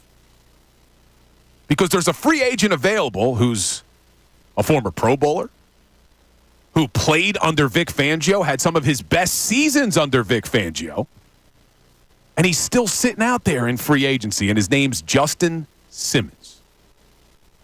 Now, I do think the Eagles are high on Reed Blankenship, obviously on Chauncey Gardner-Johnson.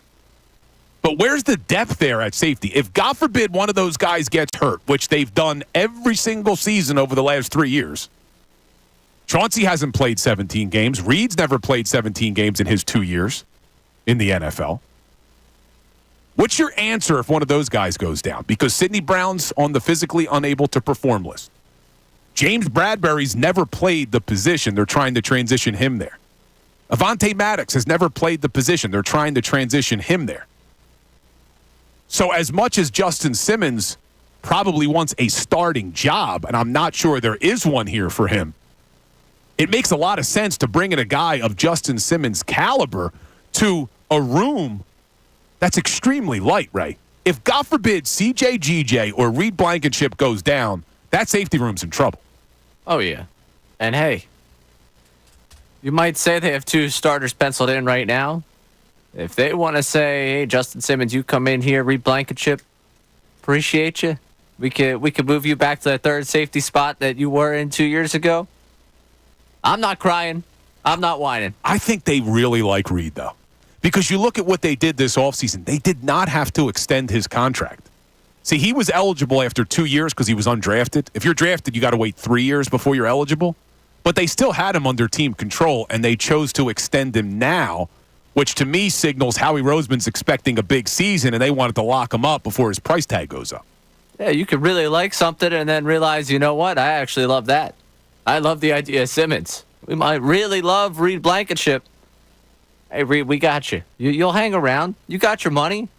You're probably going to have a role here, a pretty significant role.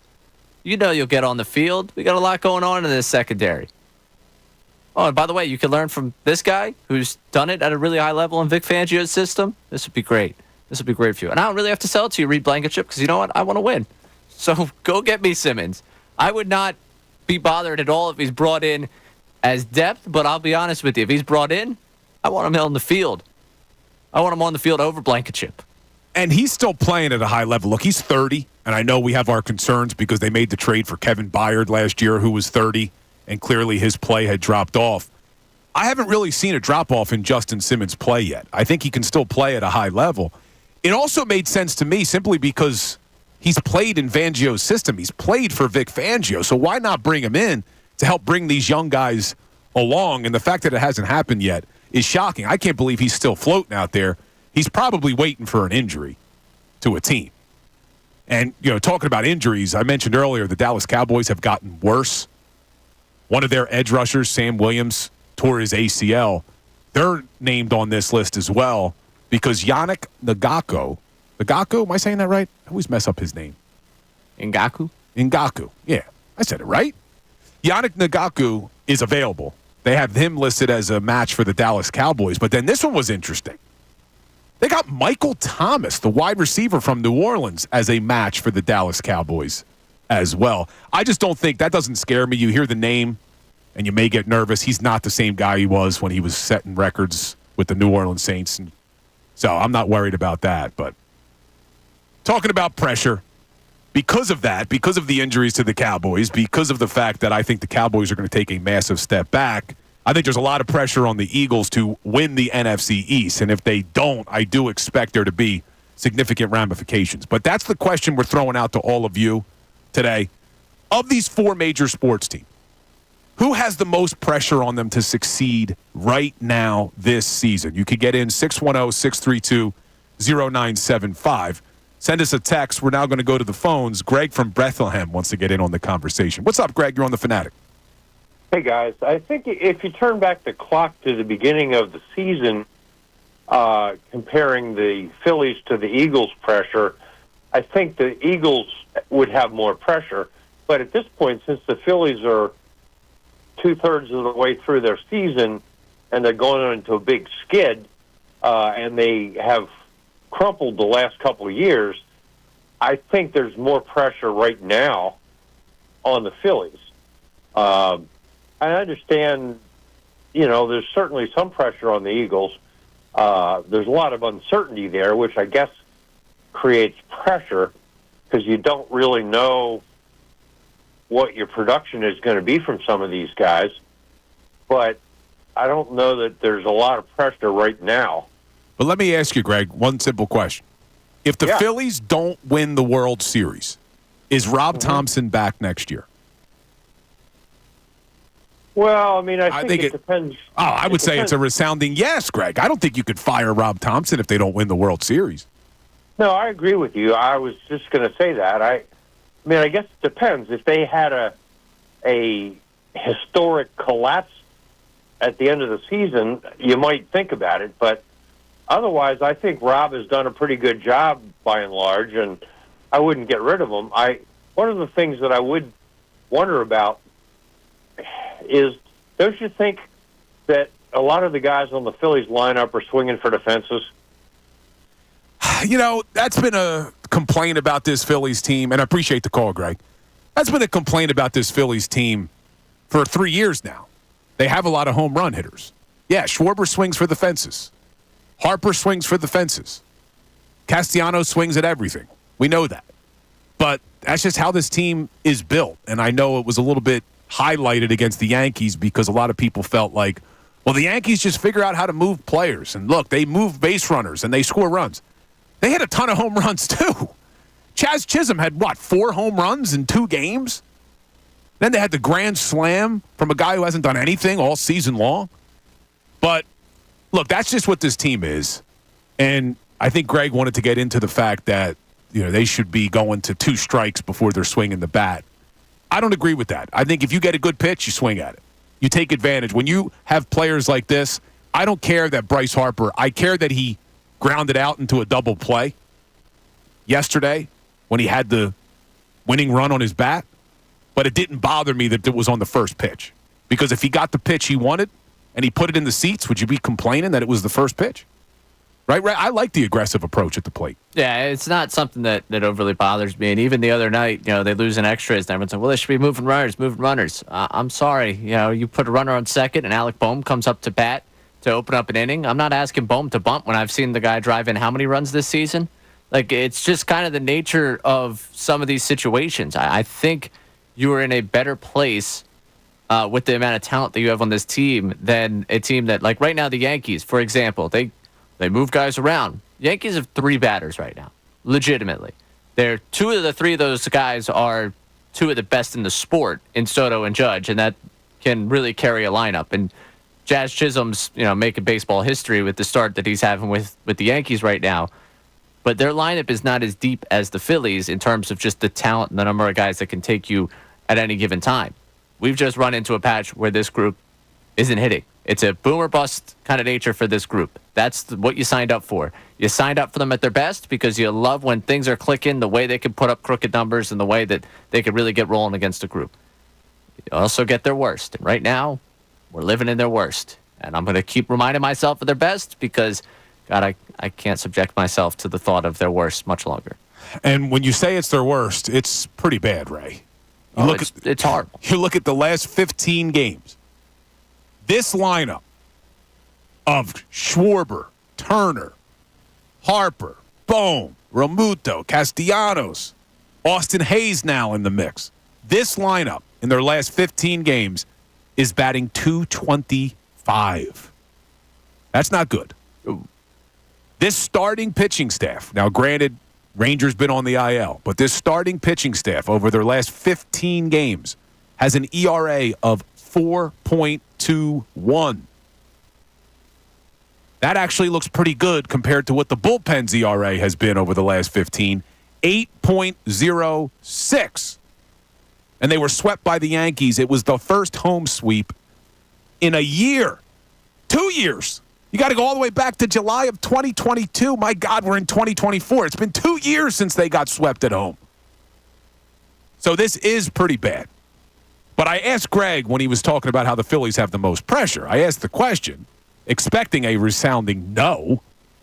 If the Phillies don't win the World Series, is Rob Thompson fired?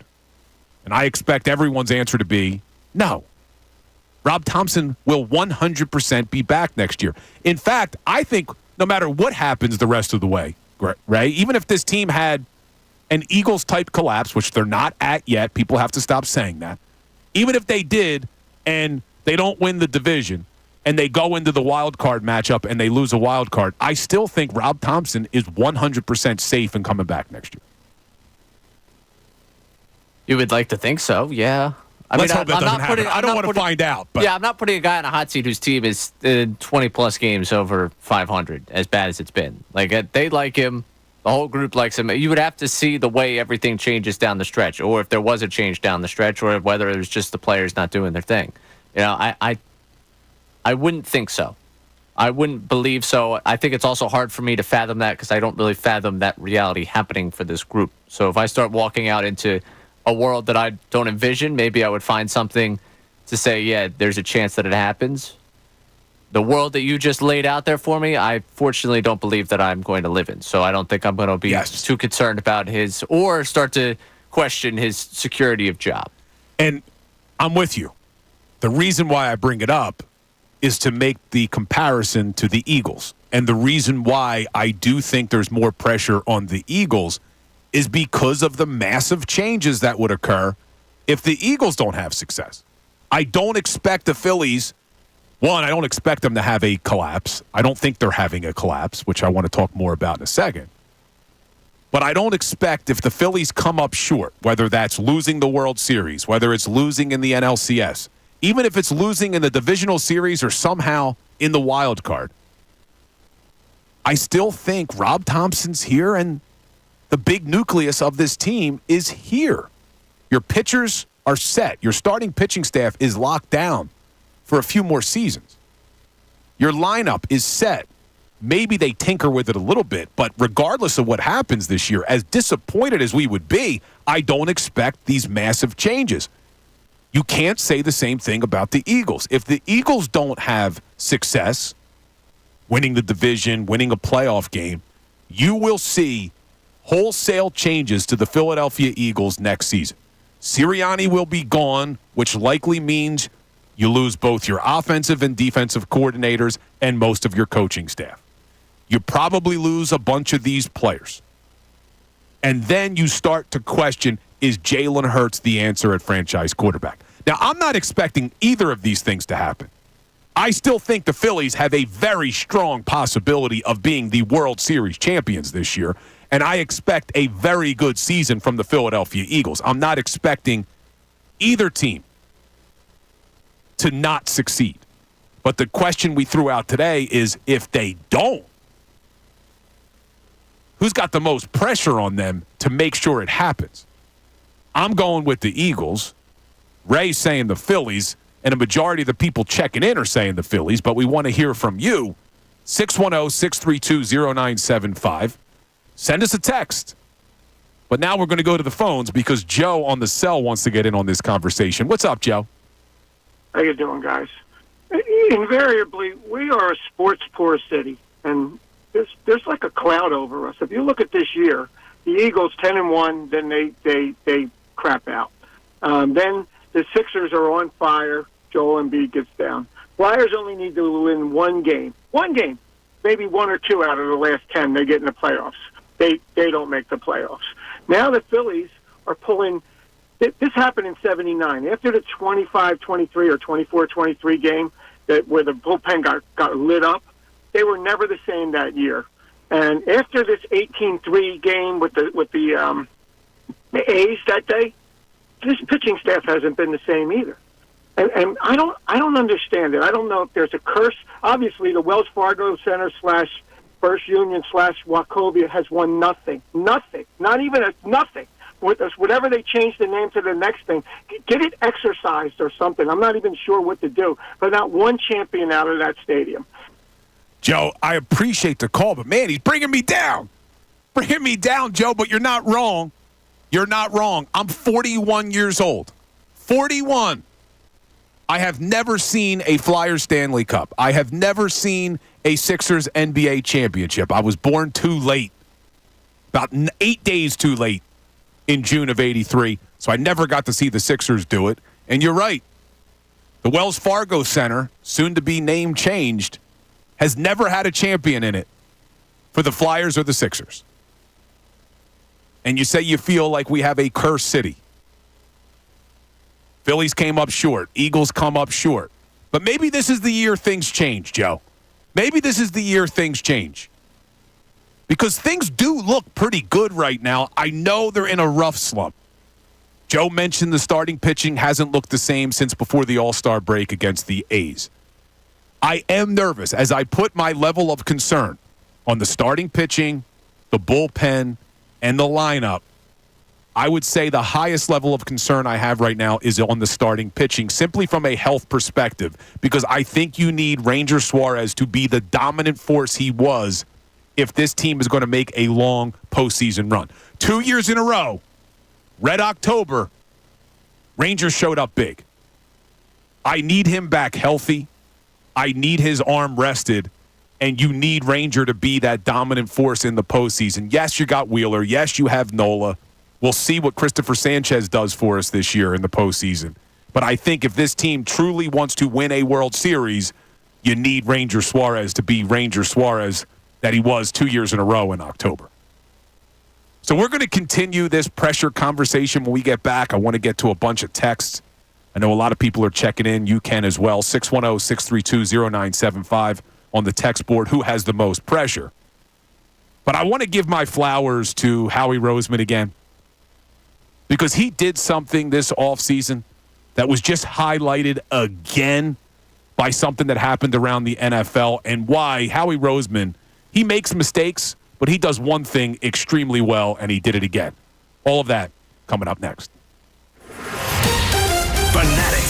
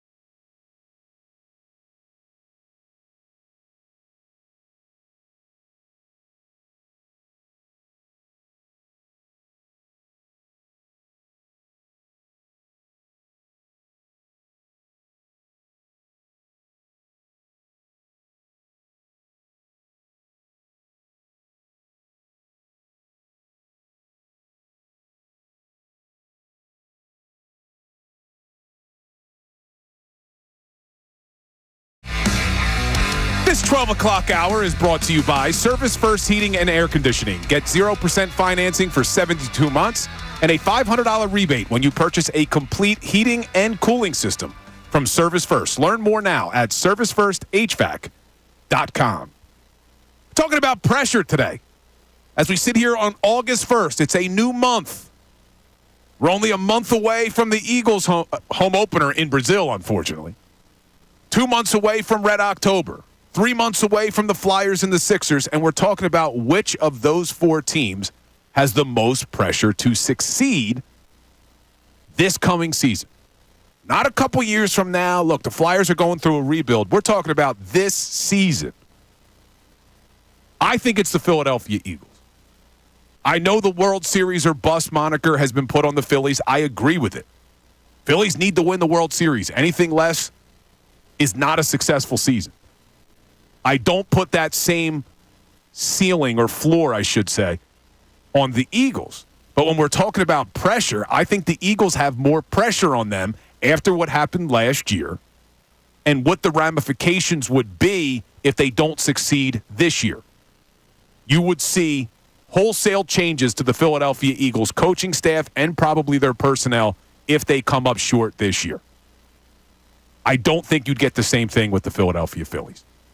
So we're going to continue that conversation. We want to hear from you, 610-632-0975. But before the break, I talked about how I wanted to give flowers to Howie Roseman again. Because I do think Howie Roseman makes mistakes. I'm not one of these, whatever Howie Roseman does is great people. I think what happened last year with the Eagles defense was more on Howie Roseman than it was on Sean Desai, Matt Patricia, or head coach Nick Sirianni. The personnel stunk. And that's Howie Roseman's fault. But he also does a lot of good things. I'm happy that Howie Roseman's our general manager, and this just proved it once again. You remember when Howie Roseman took care of all of his own players this offseason?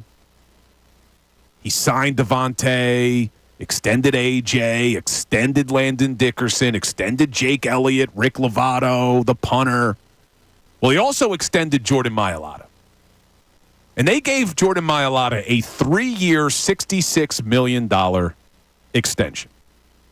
And the reason why that was so important is because every single time another player signs a new deal, they reset the market. And Tristan Wirfs, the left tackle in Tampa, who's an absolute stud, 3-time Pro Bowler, he just signed a 5-year, $141 million deal that has an average value of $28 million a season.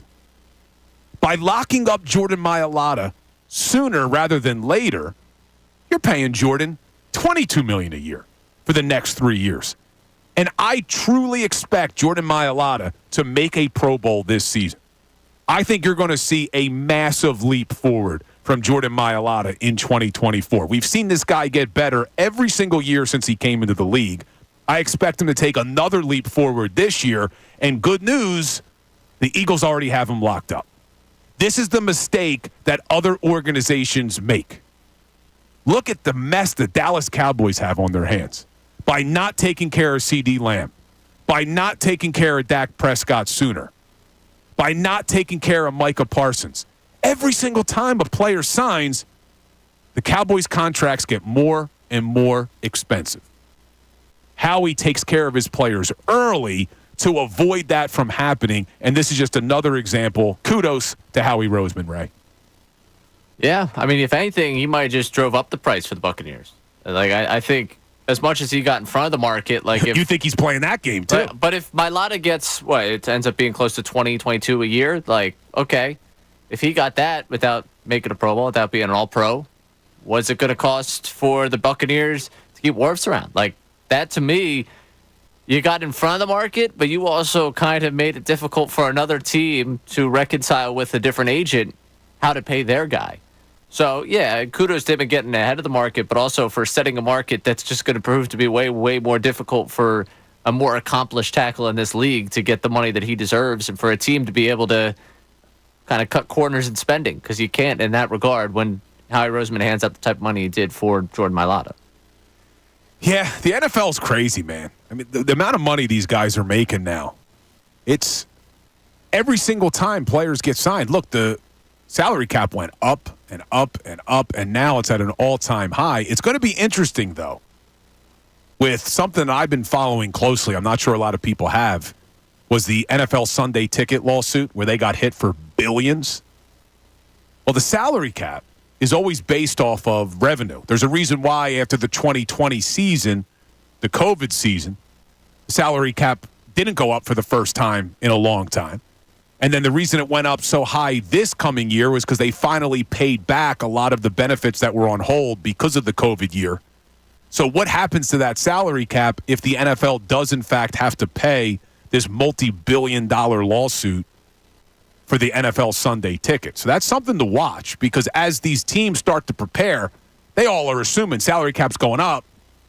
2 years from now, 3 years from now, we can afford these players. Well, if it doesn't, then you get in a little bit of trouble. We'll be saying in a couple of years, oh, man, was Howie gamed by the NFL Sunday Ticket. Howie will always figure it out, man. Howie will always figure it out. He's not a law degree, you know. Howie's a lawyer. Oh. Did you know that? I did not know he had a law degree. He went to Fordham Law, my understanding. Oh, very nice. When I used to work down at the Eagles and I was in law school, I tried to connect with him about it. Like, hey man, I'm in law school. I don't think he cared. Got any advice for this? Yeah, I don't think he cared. It is interesting with what he's able to do and the credit we give him. The credit we probably also should give to Laurie for shelling out the amount of cash he does to allow for Roseman to do just pretty much everything that he can to work around the cap. Absolutely. And I think Howie Roseman said as such when he spoke to the media to start training camp. I think he talked about, Jeffrey Lurie being able to put out those big checks, write those big checks to get these players locked up. And I'll tell you, I never fault these players for wanting more money. I know a lot of players are dealing with holdouts right now. You got Brandon Ayuk dealing with the holdout in San Francisco, or the hold in because he showed up, he's just not practicing. There's fans that get on these guys. I never get on these guys for trying to make as much money as they possibly can because their careers are so damn short. We talked earlier about how Rashad Penny announced his retirement. The guy that everybody wanted to get all the carries last year instead of Kenny Gainwell, well, he's retired now because injuries got to him. Another 29-year-old running back retired today. Tariq Cohen. You remember Tariq Cohen? Yep. Kid was a playmaker, man. Unfortunately, injuries got him, and now he's going to retire from the game of football. That's why if these guys can make money when they have an opportunity to make money, I never fault them for doing whatever they can to get that cash. Oh, 100%. Too short. Yeah, and it's very easy to look at someone else's job and say, yeah, why are you holding out for the money? Why are you holding out for... It's human nature on this one. You want to be paid what you're worth. I think that's a pretty end-all, be-all thing for a lot of people. You want to be paid what you're worth. So if you're an NFL player or if you're in some other line of work, you want to make what you feel like you're worth making. And in that case, for an NFL player, yeah, the holdout, if you have the power to do so, if you are so good at what you do that you think you could be compensated by doing it, go right ahead. I'm never going to hold it against the guy. I think that's something that you, maybe as a kid, you're like, how? Come on, just go on the field, play the sport. You realize, no, it's a profession. This is guys that, actually, this is what they do for a job, and they want to be compensated properly for the job they do. And it frustrates me when there's people who say, oh, just play. Honor your contract. The owners don't honor contracts. The owners release people left and right when they can. The NFL doesn't have guaranteed contracts. It's not like baseball. It's not like hockey. So basketball is guaranteed too. So if you want the players to honor the contract, then they should have guaranteed deals so that the NFL has to honor them as well. So never going to fault the guy for that. But coming up, I want to continue this pressure conversation. I want to get to more of your text messages, get an update on the Twitter poll to see where people think which team has the most pressure on them on this city. But now, our Summer Games update. Westwood One Sports.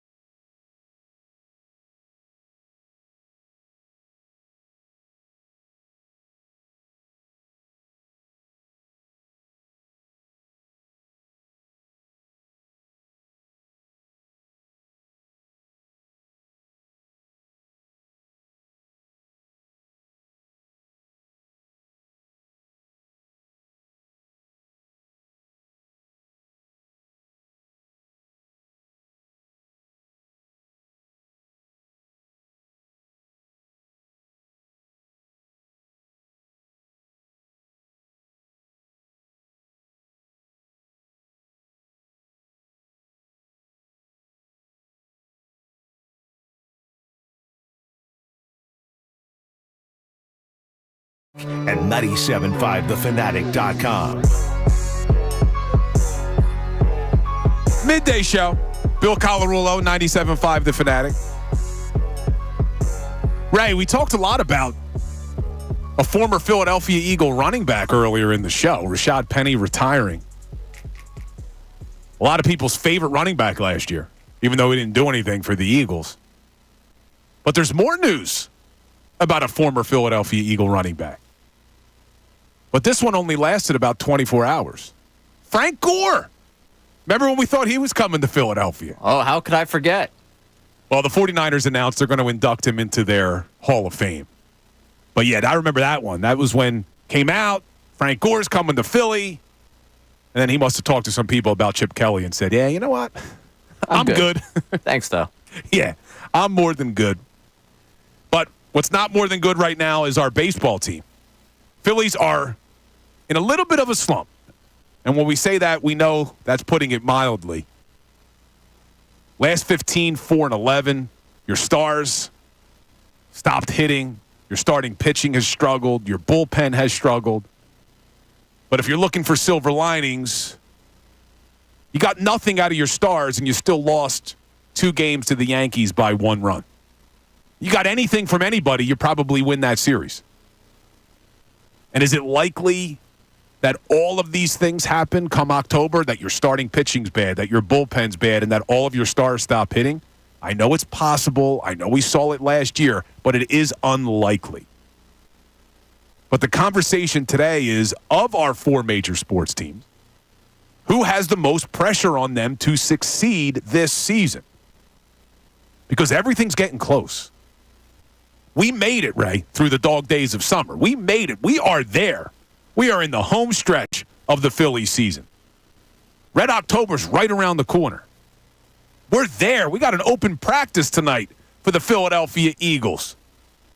We got a preseason game next week.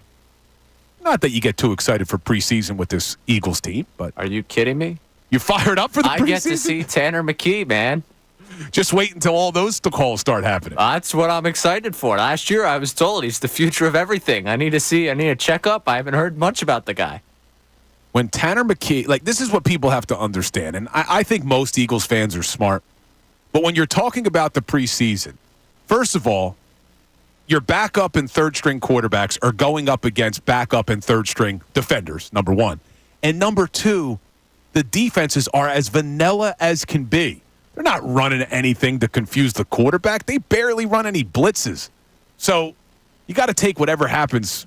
Man, you got me nervous about the Tanner McKee talk now. What about the Kenny Pickett talk when he has a good game in a couple weeks? I mean, yeah, that'll happen. I just remember so fondly last year the Mariota McKee back and forth that was who's going to be the backup? Who's going to be the backup? Thankfully, we never had to find out last year. Jalen was healthy pretty much all season. Now, I say healthy all season. He played through it. Yeah, he played. But his injury, clearly, something was off. But that's what we're talking about today. Which team has the most pressure on them to succeed this year? And the definition of success for each team is different. We admit that. We know that. Phillies' success, World Series or bust. Eagles, I don't think it's Super Bowl or bust, but it's got to be a division win. So we want to hear from you, 610-632-0975. Which team has the most pressure on them? Send us a text. But now we're going to go to the phones because Jerry from North Virginia wants to get in on this conversation. What's up, Jerry? You're on the Fanatic. Hey, Bill. Hey, Ray. How's it going over there? All good, man. How are you? Doing great. Bill, I never spoke to you before, but you've been doing a great job, and you're all over the map. I don't know how many hours you work a week, but doing a nice job. I appreciate it, man. So what do you got on the Eagles and Howie Roseman? Yeah, and I got some Philly stuff too, but Howie, I thought you were going to say the Hassan Reddick situation because I was really, and a lot of people, not happy when they didn't re-sign him or something, and we trade him to the Jets, and now what? He's holding out with them, even though I'm pretty sure he said at his press conference or whatever that, this wasn't going to happen. Yeah, I'm right there with you. I wasn't happy that they traded Reddick. I still have my concerns about the pass rush for this team. We'll see how it goes, but it's looking like it was a smart move if this was the headache that we'd be dealing with. And there's no holdouts for the Eagles. Roseman did a great job. No holdouts at all for the Philadelphia Eagles. But what do you got on this pressure conversation? So I definitely think the Phillies are feeling the most pressure, and you can see it with the offense most nights. As the season as a whole, everybody or most people knew they weren't going to continue with the pace they were for the first, 90 games or so, I guess. But, my concern level has increased geometrically, and I've never felt this way before. I'm always like, hey, it's a long season, blah, blah, blah. But, before, starting pitching was stellar. Relief pitching was really good. And we had a different hero on offense every night. Now nothing's clicking, and it's not just a week. It's not just 2 weeks. I think if you go back to London, they haven't been the same since. I don't know if the starting pitchers are pitching too many innings and they're, getting fatigued, and why Ranger is on the IL. I don't know, but I think they're feeling it, and as the days go by, they're feeling it more and more. Jerry, appreciate the call. Listen, when you talk about London, and that's kind of where we've been looking at this team, because I said they're 20-24 in their last 44 games. I think that brings you back to about June 8th. I think that was London against the Mets. It's around that time. But here's the thing. You look at the 2022 team. They went 21-29 at a point. They just happened to do it to start the season. You look at last year's Phillies team. They went 25-30. Again, they just happened to do it to start the season. So this 20-24 stretch, it's not this crazy stretch. It's just that it's happening right now. We're in it right now. So that's why we're feeling it so much. But they've done this 2 years in a row. It just was at the start. And I do think this team is good enough that they're going to break out of it. I do think it's impossible that the starting pitching will continue to be struggling the way it has, that the bullpen will continue to struggle the way it has, that your lineup with all of these stars will continue to struggle the way that they have. There is no way that Bryce Harper continues this slump. We've never seen a slump like this from Bryce. In fact, you haven't seen a slump like this from a Philly in 3 years. You got to go all the way back to 2021 when Rhys Hoskins had his slump. So they're going to break out of it.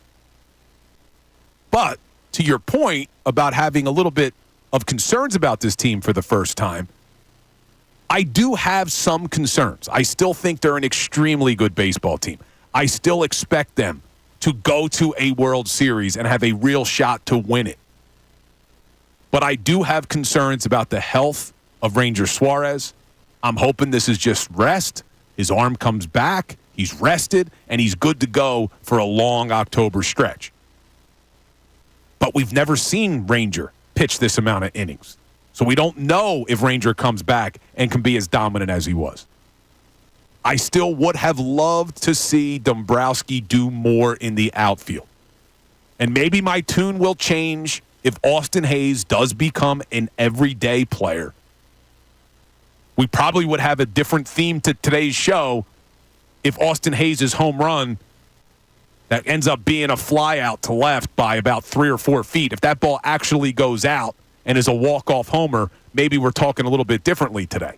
But if Austin Hayes turns out to be a solid bat in left, well, maybe we're not going to have this conversation, but I still wish they had a better answer in the outfield than what they're dealing with right now with Hayes in left and the platoon of Marsh and Rojas in center. But you can't get too concerned. And you know what? I'm going to make you feel better because coming up, I'm going to play Jason Stark for you, who joined the best show ever yesterday, been covering Major League Baseball for a long time. And he's going to make you feel a little bit better about this rough stretch for the Phillies. We'll continue the pressure conversation. And I also want to look forward to tonight's open practice for the Philadelphia Eagles. All of that coming up. This is Middays. We'll be right back. Fanatic Sports Update. Open practice tonight. I'm Ray Dunn. This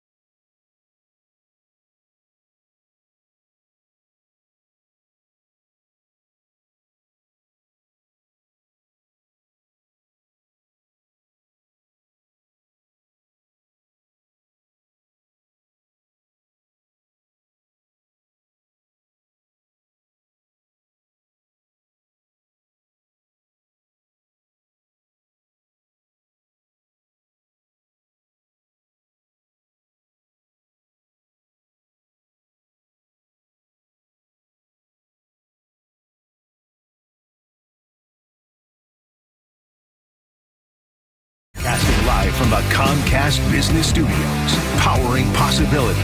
97.5 The Fanatic and 97.5thefanatic.com.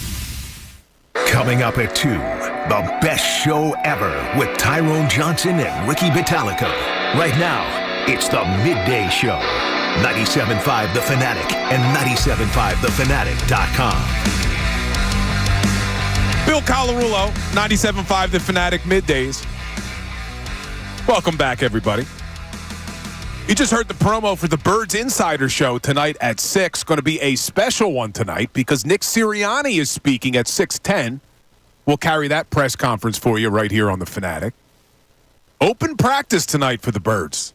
The one and only open practice for Eagles fans. I keep saying this because it does bother me that they're only having one open practice for the best fans in the National Football League. There was a way they could have figured out more open practices. When you have other organizations like the Baltimore Ravens having 20, how do Eagles fans get one? Anyway, we're going to talk about the open practice shortly because I do want to get into what we're most excited for tonight. What do we want to see down there at Lincoln Financial Field? It's going to be a watered-down practice, but you'll get to see some of these new players that you haven't seen before, so that'll be cool.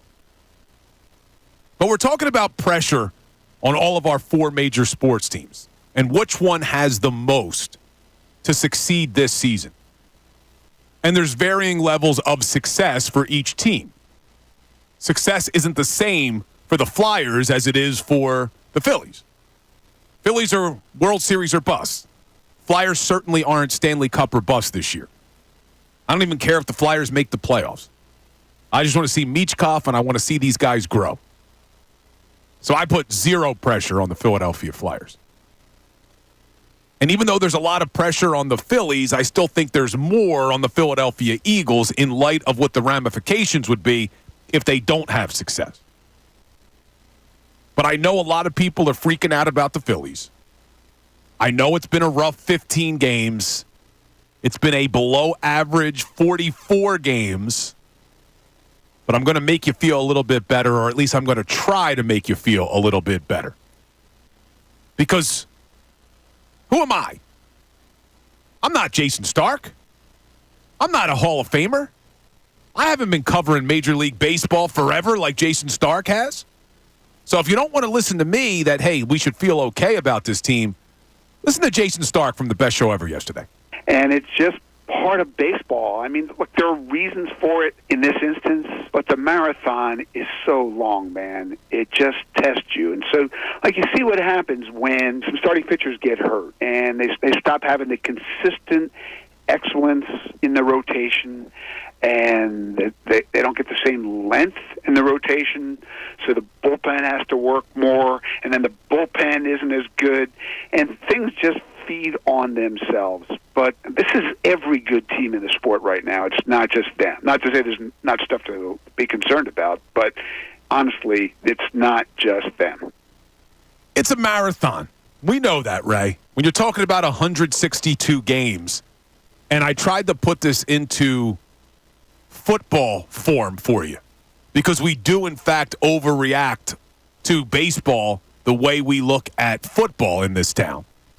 And if you try to put it into perspective, the last 44 games for the Phillies is about 30% of their season. That's 5 NFL games.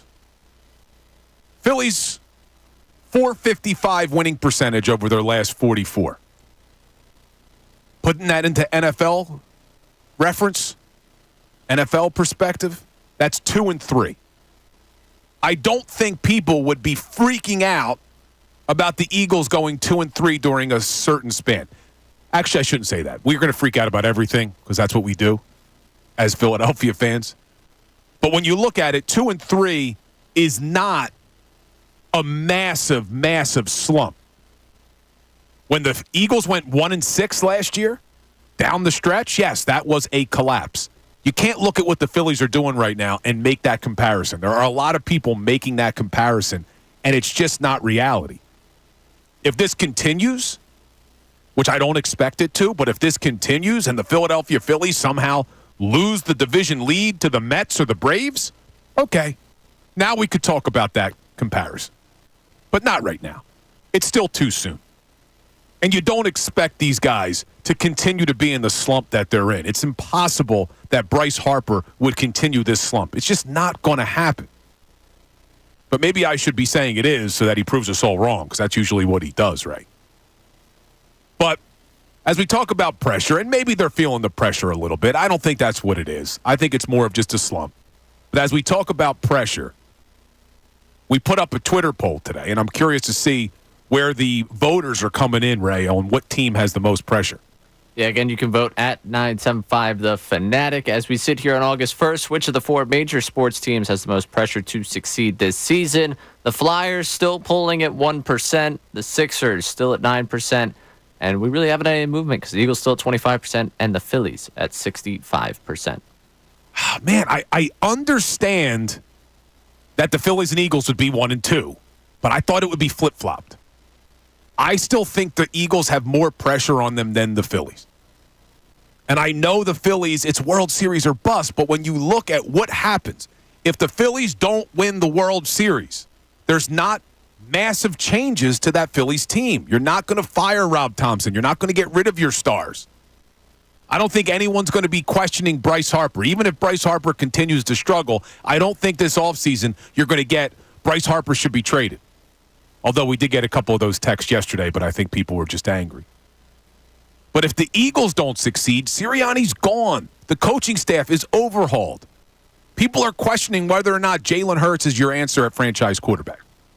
That's why I'm putting more pressure on the Eagles. And I still want to hear from you on that. 610-632-0975. You can call or you can text. I now want to go to my man Terrell from Philly because he wants to get in on this conversation. What's up, Terrell? Hey, how you doing? All good, man. Good to hear from you. So I value your opinion on a lot of things. I want your opinion. I had a question for you after I answer your question on who has the most pressure. I think you're correct on who has the most pressure as far as the Eagles, because at the end of the day, what more can Howie do to improve this team? Like, he basically given us everything we wanted and more in his last offseason. Yeah, we want a linebacker, but I think, we could probably get one in the next draft if this doesn't, go well, if this experiment doesn't go well. But, he's given us a better offense. He's given Jalen Hurts all the weapons he wants. We got a new offensive coordinator. We got a new defensive coordinator. We got corners. The baseball team can get improved because, Castellanos and Marsh and Rojas, I guess can get improved. But I don't think you can improve the Eagle team by a lot. Now, I got a question for you real quick. What you got, man? So I heard Andy Reid speak on the importance of preseason for him and throughout his career.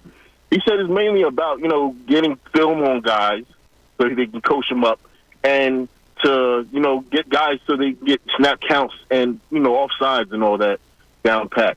He runs motion too sometimes, he said. Do you feel that's important for us too? Appreciate the call, man, as always. Look, who am I to disagree with Andy Reid, right? Andy Reid, one of the best coaches we've ever seen in the National Football League. But, yes, he notoriously ran very difficult camps. When he was here with the Philadelphia Eagles, he did run very hard camps on these guys. I have no problem with the way Sirianni runs camp. I really don't. I would rather these guys be healthy like they were 2 years ago in the Super Bowl. They had all of their opening day starters. I'd rather that happen than be worried about injuries in training camp. And the crazy thing is, you look at Howie Roseman and Nick Sirianni over the last couple of seasons. 3 years now, Sirianni's been here. Not playing their players in the preseason a lot. The Philadelphia Eagles have the best record in the month of September in the last 3 years. They're 7-2. They have the best record in the months of September and October. They're 17-6. So I just don't know if not playing in the preseason is the reason that they came up short last year. That the reason they lost the Super Bowl 2 years ago was, because they didn't play in the preseason. I could get behind that argument if they struggled out of the gate. if September and October they're not winning a lot of games, but they are. And in fact, it's opposite for Andy Reid. You look at Andy Reid, they don't always come out to hot starts. And when you look at some of the Philadelphia Eagles teams of the past when Andy Reid was here, they struggled a lot to start the year. And I think in part was because the camps were so hard. So, Ray, I'm completely okay with the way Nick Sirianni runs camp, and I'm very okay with them not playing in the preseason. Where are you? Yeah, I'm perfectly fine with them not playing the preseason. I just don't want to see anyone go down in a game that means nothing. Truthfully, I think they can get their work in on the practice field. I don't need anyone going down in a game that means absolutely nothing. You mentioned vanilla defenses. You mentioned teams not showing much. I don't know how much you're really taking out of this, so I'm cool without them playing in the preseason. And on top of that, when it comes to the camp, I don't think I could even go top 5, top 10 reasons why last season happened the way it did because of camp. So I'm going to be okay with the way they run camp, given that I think there are bigger problems that faced them a year ago, and I'm not going to put the blame of last year on, I don't think camp was enough for that team to succeed. And if you're one of the people who does want to see them play in the preseason, Ray, which you're not and I'm not, I think they're going to be pretty upset this year because the way the schedule's lining up, I don't think you're going to see these guys in the preseason. You got August 9th is the first preseason game against the Ravens. Maybe you see them in that game. But then they're doing a joint practice August 13th. So 4 days later, they're doing a joint practice. We know how much Nick Sirianni loves joint practices. Well, the preseason game after the August 13th joint practice is 2 days later. So if you get enough work in the joint practice, there's no way you're going to see the starters 2 nights later against the Patriots. And then the last game of the year, August 24th, last preseason game against Minnesota, usually they save that game for the bubble players to really make the team. So I don't think you're going to see the starters a lot at all this season, and I'm fine with it in the preseason. More than happy with it. Yeah. It's not the reason. I'm with you, Ray. It's not the reason why the collapse occurred last year. It's not even, to your point, I don't even think it's in the top 10 of reasons. Yeah. They started 10-1. But Terrell, who called earlier, love when Terrell checks in, he talked about how there's more pressure on the Eagles because what else could Howie Roseman do? I'm not sure I get behind that reasoning because it's still yet to be determined if Howie Roseman did enough for this defense. There's still a lot of questions. We don't know if the pass rush is going to be good enough. We don't know if Bryce Huff can project to being an everyday player. Every down player. We don't know if Nolan Smith was worthy of a first-round draft pick. You don't know if Devin White is the answer at linebacker, if Zach Baun is the answer at linebacker who's been working in as the starter next to Devin White. And even though I'm excited about the secondary, we have to see it. We don't know if Quinion or Keeley or Isaiah Rodgers, we don't know if these guys are going to be able to do this on the field. I think they are. I mean, everything we're hearing, Ray, everything we're hearing come out of camp is that Quinion Mitchell looks pretty damn good. You still okay if he doesn't play? Well, you see what they're doing now. I said I thought week 1, opposite Slay, it would be Keeley Ringo, not Quinion. That still may hold true because they've moved Quinion into the nickel corner. So now you're going to have all those guys on the field. You'll have Quinion Mitchell at nickel, either Keeley or Isaiah at the one outside corner, Darius Slay at the other outside corner. It just is an interesting argument, though, once Cooper DeJean comes back. He's out for probably 2 more weeks with that hamstring. Where does he fit in? See, I think if Cooper didn't get hurt, maybe you're working Quinion on the outside more, but Cooper DeJean now really behind the 8 ball here, being a rookie, missing 3 weeks of camp. Yeah, how much do you think you're really going to work him in that first month of the season? Yeah, probably not much. It's a shame because I was looking forward to seeing Cooper DeJean this year, but maybe he gets on the field, especially if they run some dime packages. Now you got Cooper and Quinion Mitchell as your slot corners. You got either Rodgers and Ringo on the one outside, Slay on the other outside. I can get behind that. If they really feel like they have, and again, this is a week of camp, so I'm not going to sit here and say that we got 6 All-Pros in the secondary, but if they have this much talent at corner, how much longer do you see Slay as one that we just pencil in as an outside corner here? I think this is his last season. I think Darius Slay will be the starter this year. Me and Tyrone have talked about this a lot. Does he play 17 games? Probably not. He's getting up there. Last year he missed some games. But I think after this year, assuming Quinyon is who we think he is, and Keely Ringo and Isaiah Rodgers are who we're hoping they are, I don't think you bring back Slay next year. But I do think Slay is a little bit underrated in this city. I think he's extremely good, and I don't think he gets the credit that he deserves. He's respected around the NFL. He's not as respected here in the city of Philadelphia. No, I think I would say probably people just kind of lump in all the secondary concerns from a year ago and just throw him into the mix of, oh, yeah, the secondary had a bad season, thus he had a bad season. I don't think he did himself any favors with people around here when he was pointing out the fact that I'm playing good, but the team's not playing worth. I'm not going to finish that sentence because I like my job. But yeah, he can't stop with that stuff. He can't. No. Look, he's too active. I think I told you this before. He blocked me on Twitter. I have no idea why. What? I'm blocked by Slay. I think I was guilty by association because it was when he was having that whole feud with Seth Joyner. And me and Seth were on a post-game show together talking about it, and then I think he blocked both of us. But he's very active on social media. But I do think he's very good. I do think he's liked down there by his teammates and by the coaching staff. But I would prefer if maybe he dial it down a little bit with it wasn't me, it was everybody else. I don't like that either. It's always us. Yeah, to me, it's kind of water under the bridge at this point. Like, we're back, new season, kind of hit refresh.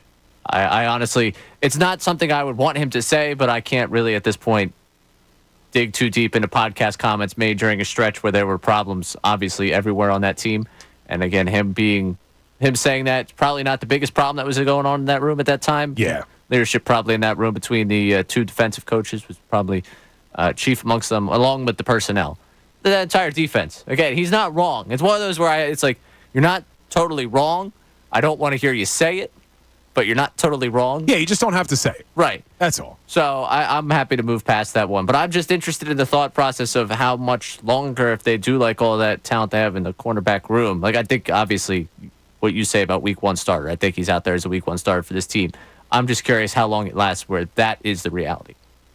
It'll be interesting to watch. Look, I'm hoping it's a good problem, and I'm hoping it's not because Slay isn't playing well, that it's maybe, man, these guys are so damn good. We got to get them on the field. But, Ray, we got some breaking news, man. Not really. Now, breaking sports news from 97.5 The Fanatic and 97.5thefanatic.com. Kind of breaking. I really hope this is the news I think it is. Because that sounder was, I was going to jokingly play it if it's what I think it is. The Baltimore Orioles. Yes, it is. Have designated Christian Pache for assignment. Bring him back. That didn't take long. Oh, God, don't bring him back, please. You're kidding, right? Yeah. I mean, it would be funny. Like, hey, if he wants to go terribly high valley, go ahead. You go have the time of your life there. Oh, man. See, we said it when the trade happened. We're like, Pache was just a throw-in. And now it's clearly he was just a throw-in. Well, yeah, they went and got, Austin Slater, I think, and then they were like, yeah, outfield help, Pache. Thanks, but no thanks. Yeah, we didn't need that. No. I'll be interested to see what happens with him. I will. You know, he's one of those where it's going to be like a Phillies name that I follow through the rest of their career. The Orioles have a couple of them. He'll be one of those obscure Phillies pictures that Dylan asked us to name in a couple years. Yeah. That's what he'll be. I got Altair. I was very proud of myself. I haven't got one. I can't wait till we do obscure Eagles because I haven't got one. If you don't know what we're talking about, check out 97.5 The Fanatic on Instagram. Because Dylan, our social media manager, he puts obscure pictures in front of us of players, and we got to figure out who they are.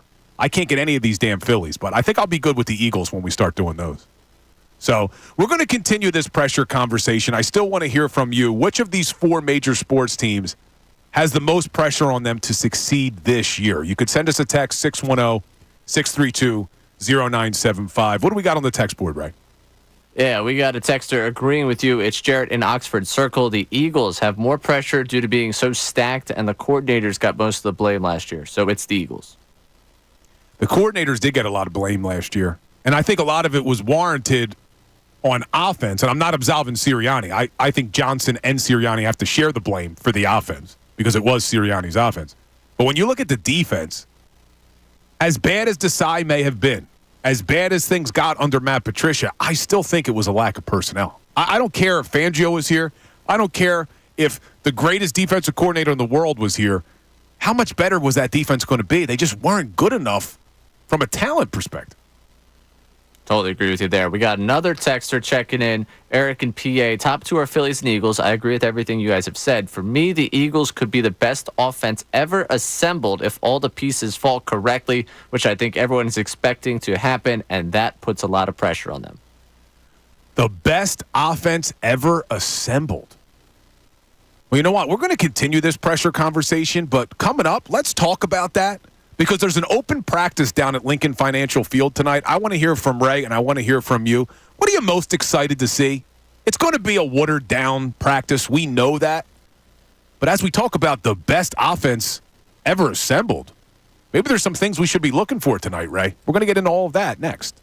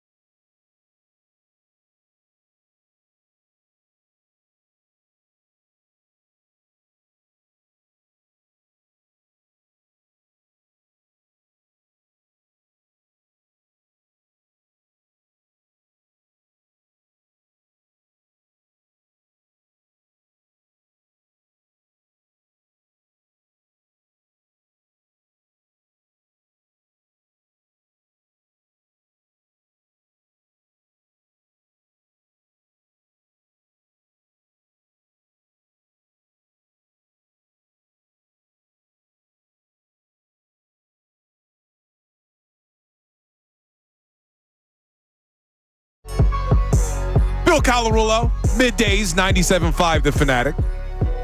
This 1 o'clock hour is brought to you by Ferguson HVAC Lyon Conklin. Attention HVAC contractors for equipment, parts, and supplies for every heating and cooling job. Visit one of Ferguson's counter locations in Ben Salem, King of Prussia, Pennsauken, or Westchester. Talking a lot today about pressure on our 4 major sports teams. A lot of pressure on the Phillies. A lot of pressure on the Eagles. There's pressure on the Sixers to finally make a long playoff run this year with the addition of Paul George and some other pieces. But which team has the most pressure? We spent a lot of time today talking about that very thing. I think it's the Eagles. I think it's the Eagles because of the way last season ended and because of all of the questions surrounding this team that if they don't succeed, you will see massive changes to the coaching staff and probably the personnel. And although I don't think they would move on from the franchise quarterback, if they don't succeed this year, I think they'll be looking for a plan B just in case Jalen's not the guy I think he is and a lot of people think he is. Ray Dunn thinks it's the Philadelphia Phillies. And why don't you tell us why again, Ray? The bar is the highest for them. Right now, you're setting the bar for the Eagles to win a division, to beat 3 other organizations. One that right now, their best offseason acquisition was Ezekiel Elliott, and they're dealing with a lame duck head coach and guys that all want contracts. Another team in this division that, with new ownership, hopefully for them, in their eyes, it begins a new era for them. And this new rookie quarterback they seem to really love. So there's optimism that, hey, they might not be as much of an embarrassment as they've been for pretty much my entire lifetime. And for the Giants, they stink. So the bar to clear for the Eagles is to be the best of those 4 teams and win the division and potentially win a playoff game. That's like where we set the realistic expectation. The realistic expectation for this Phillies team is going out and competing and winning a World Series. That's 2 very, very different bars to clear, thus more pressure going to the higher bar. Yeah, I guess then we need to figure out, because this is where you and I disagree. Because we agree on all of that. I agree on where the bars are for each team. But for me, I'm looking at pressure being that if they don't reach that bar, the ramifications for it.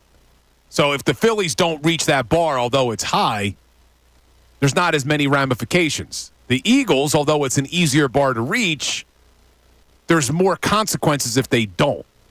So I understand where you're coming from, but my basis for saying the Eagles is just because of the consequences if they don't reach that bar. Yours is consequence on employment. Mine is consequence in championship window. You're like, to me, I see this as a massive missed opportunity for the Phillies winning a championship. And that's my end goal of a season. For you, you see it as, hey, we're going to be talking about a whole different cast of characters come next season if the Eagles don't accomplish what they need to. But couldn't you also make that argument for the Eagles? Because you talk about championship window. Although this team is young, you look at the teams they would have to beat to get back to a Super Bowl. The San Francisco 49ers, as good as they are dealing with the same Super Bowl hangover we saw the Eagles deal with. They got a brand new defensive coordinator after making Steve Wilkes take the fall, even though that was ridiculous. He held Patrick Mahomes to, 14, 17 points, whatever it was in regulation in the Super Bowl. So they're dealing with that. Then you got the Lions, the Packers. Anybody else you would put up there with the Eagles? The 49ers, the Lions, the Packers, maybe the Rams if Stafford stays healthy. Yeah. So, I mean, you look at it, and then you got the Cowboys. And me and you are in total agreement. I expect the Cowboys to make a massive step backwards. So, with all that being said, isn't their championship wins, though, here also? Yeah, I just don't think they're as far along in it as I think the Phillies are. Like, I do think this is part of my, living in the moment, living today, my enjoyment of every day of this Phillies team. We look at them as it's only been 2 years since they really started to get into the postseason, 2022, 2023. I think a lot of us have kind of pushed aside the fact that these guys are above 30, that your workhorses have thrown a lot of innings, that, yes. Ultimately, JT will come off of a contract at some point. You'll have to replace the catcher position. Kyle Schwarber, I think, is in the peak of, his ability to, match the baseball. That's what he does for you as the DH. He works good counts, and he matches the baseball. I think he's at the peak of that. We are kind of at the apex of competing here. I'm not saying you're going to start falling off the cliff, but it's closer than you would want to imagine while you're trying to enjoy this good team. But under that line of reasoning about the window, wouldn't then the Sixers be? That's why I had pressure? the Sixers second. Because their window's got to be 3 or 4 years, right? Because Paul George is only here for 4. Right. Joel, although he's continued to ascend every year, you have to think 3 years, 4 years max that you have the same version of Joel Embiid. This version of Dominic, 3 years, 2-3 years. So it's an interesting conversation. And we still want to hear from you. You can get in on the text board, 610-632-0975. I'm going to get more texts in a second, but I want to go to my man Tom from Alabama who wants to check in. What's up, Tom? Yo, Bill, how great it is to speak with you. How are you? I'm doing great, my friend. Good deal. I think it's the way football is, especially with the Philadelphia Eagles. I think there's more pressure on them. And, two, when you're talking about football, there's no guaranteed contract. So each individual has to go out and perform to their best of their ability. They don't have no cushy contracts like in baseball. Yeah, so you're going Eagles as the most pressure, Tom. I like it, man. I like it. Appreciate you checking in as well. And before I get to the Eagles open practice tonight, Ray, and what you're hoping to see, what do you got on the text board? People agreeing with me, agreeing with you, or going in a completely different angle? Eric from Hatfield says the Phillies have the most pressure to win a World Series, but 3 years away from being on the hot seat. The Eagles are on a hot seat season where they don't need a Super Bowl, but show they are a few balls, calls, or freak injury away from going to a Super Bowl. So who has the most pressure? Is he going with the Eagles? I think he broke this into a hot seat versus pressure conversation. So I think he's saying the Eagles by saying that there's a lot of people that have, simmering seats right now, while he still puts the Phillies under a lot of pressure. Yeah, and when you look at it, as we're doing this conversation, it's really a good problem to have, Ray. It's a good problem to have that we're sitting here debating which team has the more pressure, because to me that signals we got two teams capable of a lot of success. Because look at the Flyers. We're not putting pressure on the Flyers. Why? Because we know they have zero chance to do anything. So at least we have two teams, and maybe three. You're putting the Sixers at number 2. Maybe 3 teams that are worthy of this type of pressure. I'll take that every day of the week for my fans, for my city, from the teams I root for. Oh, absolutely. We got someone that disagrees with both of us. Wallace in Jacksonville saying the team with the most pressure, in my opinion, is absolutely the Sixers. The current team being assembled looks like one of the best teams around Embiid, just need to fill a couple more slots. But besides that, Embiid and the guys have to go get that championship. I'm done with the second-round hopefuls. If they execute like I think they will, this team should absolutely be in the mix for a finals trophy. Putting it on the Sixers. Look, there's definitely pressure on the Sixers. Definitely pressure. I'm excited about the Sixers. We got to speak to Paul George last week. And I asked him, I said, look, we're hungry. It's been 41 years since we had a championship. You okay with that? He said, I'm hungry too. Because he's never been to an NBA Finals. So there's certainly a lot of pressure on the Sixers. But once again, depending on how we evaluate pressure, Ray, Nick Nurse is coming back no matter what happens next year. Joel Embiid, I still don't think they're blowing it up, although some people called for that last year. If the Sixers don't go to an Eastern Conference Finals this coming season, you're still rolling it back with your big 3. You're still going to have Embiid, George, and Maxey, most likely, unless something crazy happens. So it depends on, again, how we're defining pressure. To me, it's what the consequences are if you don't hit success. Yeah, I just look at it in terms of consequential for your ability to go win a championship. And I think this season for the Phillies, they've already put themselves in a position in a year where the Braves are incredibly banged up, where Ohtani's not going to be pitching. In the National League, the path kind of opens for you to take advantage and win right now. You were at a point this season where we're talking about them potentially breaking the franchise record for wins in a season. We see the talent that they've got on the field, every night they go out there. This pitching staff they had that was humming at an incredible rate for a majority of this season. The talent up and down the lineup, look at the age of them, look at where they're at and competing in this window, I think the consequences for a potential championship, to me, are greater for the Phillies than anyone else right now in this city. The Sixers would be second just because I look at the age and, again, the nature of where they'd be moving in the NBA. And the Eagles would fit in third. And that's the way I see what you're saying in terms of people's jobs and all the questions we're going to ask and all the wonderful things. I understand there's pressure on the Eagles to do their thing this year, but I think their bar of the three teams is probably the lowest right now because of the way they wiped away a lot of expectation with the way last season ended. All right. I think that we both understand each other's argument, although we disagree with who has the most pressure. But at least I understand where you're coming from. And tonight is going to be the last time that you probably see an Eagles team at Lincoln Financial with no pressure on them. Because tonight's going to just be a watered-down show for its fan base with their only open practice. The next time you have the Eagles at home is September 16th against the Falcons on Monday night, right? Coming off of the Brazil game. They would come back Monday night, primetime, against, is that a Monday or a Sunday night game? Now I can't remember. It's Monday. Monday night. Yeah, they go Friday to Monday. So a nice little break in there. Well, also you get the one preseason game, right? We got at least the... Yeah, but I don't know. Pressure?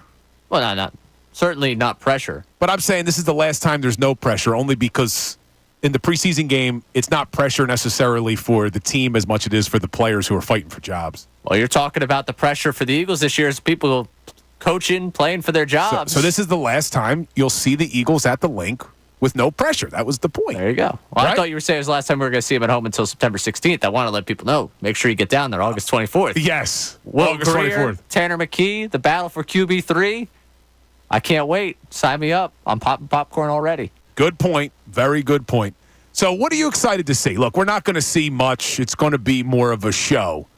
But what I'm really looking forward to seeing, and I think a lot of fans are going to agree with me, it is the rookie Quinyon Mitchell. Because we've seen videos, we've heard from Andrew DeCecco and Tim McManus about how he's battling with A.J. Brown. He's trash-talking A.J. Brown. It's going to be cool to see it live and in person under the bright lights of Lincoln Financial Field, that this kid from Toledo, that's what's shocking me, right? Toledo, and he comes in here to the NFL, and it doesn't look too big for him at all. No, it's going to be fun to see him. And the Toledo thing, I'm glad that it hasn't been a storyline of like, oh, wow, this adjustment from Toledo to the NFL has been difficult. No, he's just ready to play at this level, at least from 1 week of camp, we could say that. I'm excited for Saquon. I'm just excited to see Saquon in an Eagles jersey. Call me a simpleton on that one, but... Yeah, it's hard to disagree with. Yeah, one of the best players at his position. I think back to when Andrew and I were doing middays, and he was like, come on, you're telling me that you wouldn't get yourself fired up for Saquon in an Eagles jersey when we were talking about paying a running back position? And I was like, yeah, I can't lie to you. That thought does really intrigue me. So, tonight I get to prove Andrew right on what he said to me like 6 months ago. I was on the air with Ricky Bowe that day.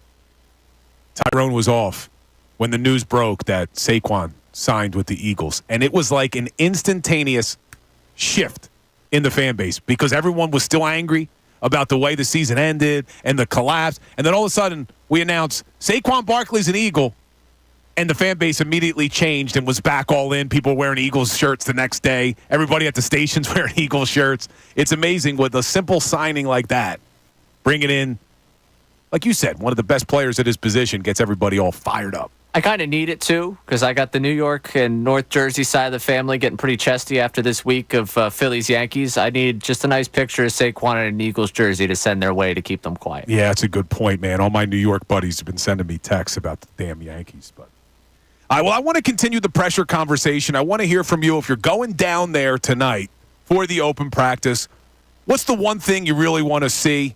Yes, it'll be a watered-down practice, but there's probably something. I want to see Quinyon Mitchell. Ray wants to see Saquon Barkley. I also want to get the final numbers from our Twitter poll on this pressure conversation. And if you missed it earlier, I think the NFL's trying to take away the brotherly shove. I know they said in the offseason they weren't going to do it. They're trying to do it without saying they're doing it. I'll explain. Coming up next.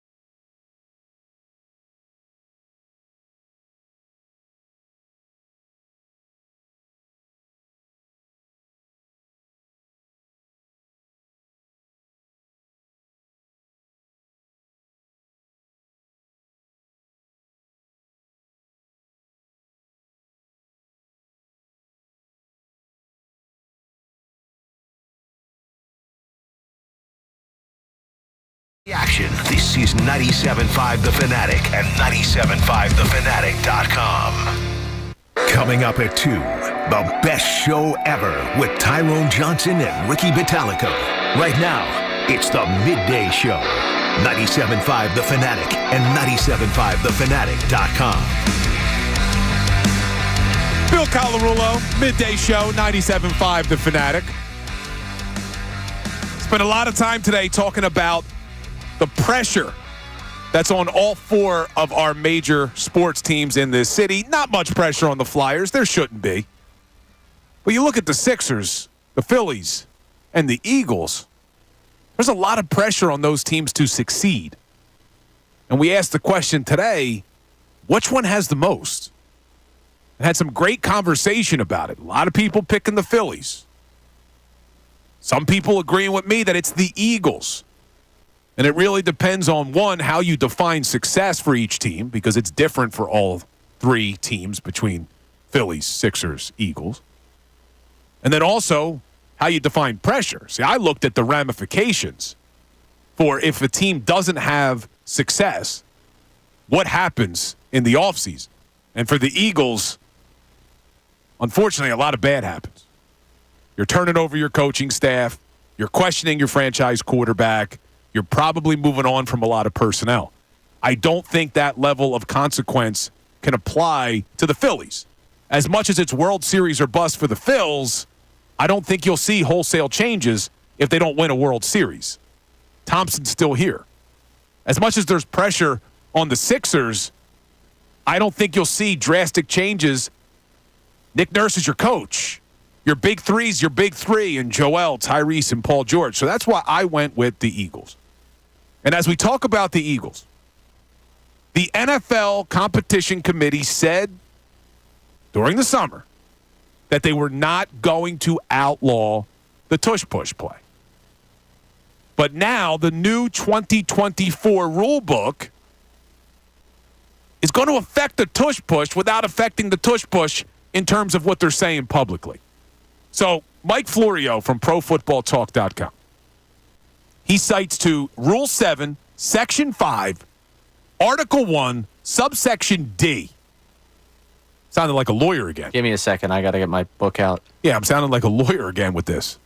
But here's what it says. No player may take a position that is neither clearly on nor clearly off the line of scrimmage unless he is directly behind the snapper. So basically what that's saying is the only player, if you're not on the line, so you're not the offensive line, because this is what we're talking about. It's all jumbled up right there in the middle. If you're not on the offensive line, then only the quarterback can be close to the line of scrimmage. The running back would have to be a couple yards off. Well, if you remember what the brotherly shove looks like, it usually has Jalen Hurts under center with people right on his butt to do the tush-push as soon as the ball snapped. Well, this new rule change is going to take that away.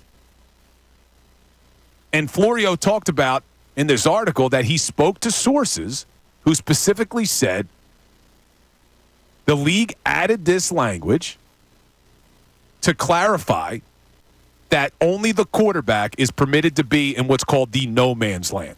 So how much is this going to impact the tush-push? It's yet to be determined. But now you have that to deal with. You don't have Jason Kelce anymore right there at center. So it'll be interesting to see if the Eagles utilize that as much as they have in the past. But Ray, as we talked about pressure, put a pin in that conversation. What are the final Twitter poll numbers? Who are they agreeing with has the most pressure this coming year? Our final Twitter poll numbers here, 1% going for the Flyers. Who would vote for the Flyers? We actually have a reply that's quite literally that. Who would vote for the Flyers? I don't know. Some Flyers fans have some big expectations. I don't know what to tell you. Maybe hit the button. Maybe they're going for the Sixers, accidentally hit the Flyers. I don't know. Flyers 1%, Sixers 9%, the Eagles 25%, and the runaway winner here, the Phillies at 65%. Man, yeah, I disagree. I think it should be the Eagles, and I am a little bit surprised that only 9% are putting that much pressure on the 76ers. I thought that number would have been a little bit higher, especially from are big Sixers fans. Do we have anything left on the text board on that conversation? Yeah, we do. Dawood checked in, actually was ranking the 4 teams by the pressure that you were looking for, and it's Phillies, Eagles, Sixers, Flyers. I'd love to make the Eagles and Sixers a tie, but I can't. All right. Well, we're going to see what happens. Let's hope that this amount of pressure doesn't get to any of these teams. Because right now, what you're seeing with the Phillies, I don't think it's pressure related. I think it's just a slump. I think they'll be fine. With the Eagles, though, and I played a clip for you earlier in the show, Jordan Mailata is already saying, hey, we're sick and tired of talking about last year. Well, if this team struggles, that's all they're going to hear about. If they struggle to start the season, or even if they struggle at any point this season, which is bound to happen, all you're going to hear about is what happened last year. And will the Eagles be able to handle that amount of pressure that's going to be on them? Let's hope we don't find out that they can't. Let's hope we find out that they can. But tonight will be a fun night down at Lincoln Financial Field. Open practice. Remember, after the best show ever tonight, you got the Birds Insider Show. We're going to carry the Nick Sirianni press conference at 6:10 tonight. He'll be talking right before that open practice. If you're going down there, everybody have a great time. Enjoy the Philadelphia Eagles, the new-look Eagles, with a lot of new pieces. I would love to see Quinyon. Ray would love to see Saquon Barkley. But we appreciate everybody who tuned in today. Keep it here for Best Show Ever coming up next. Fanatic Sports Update.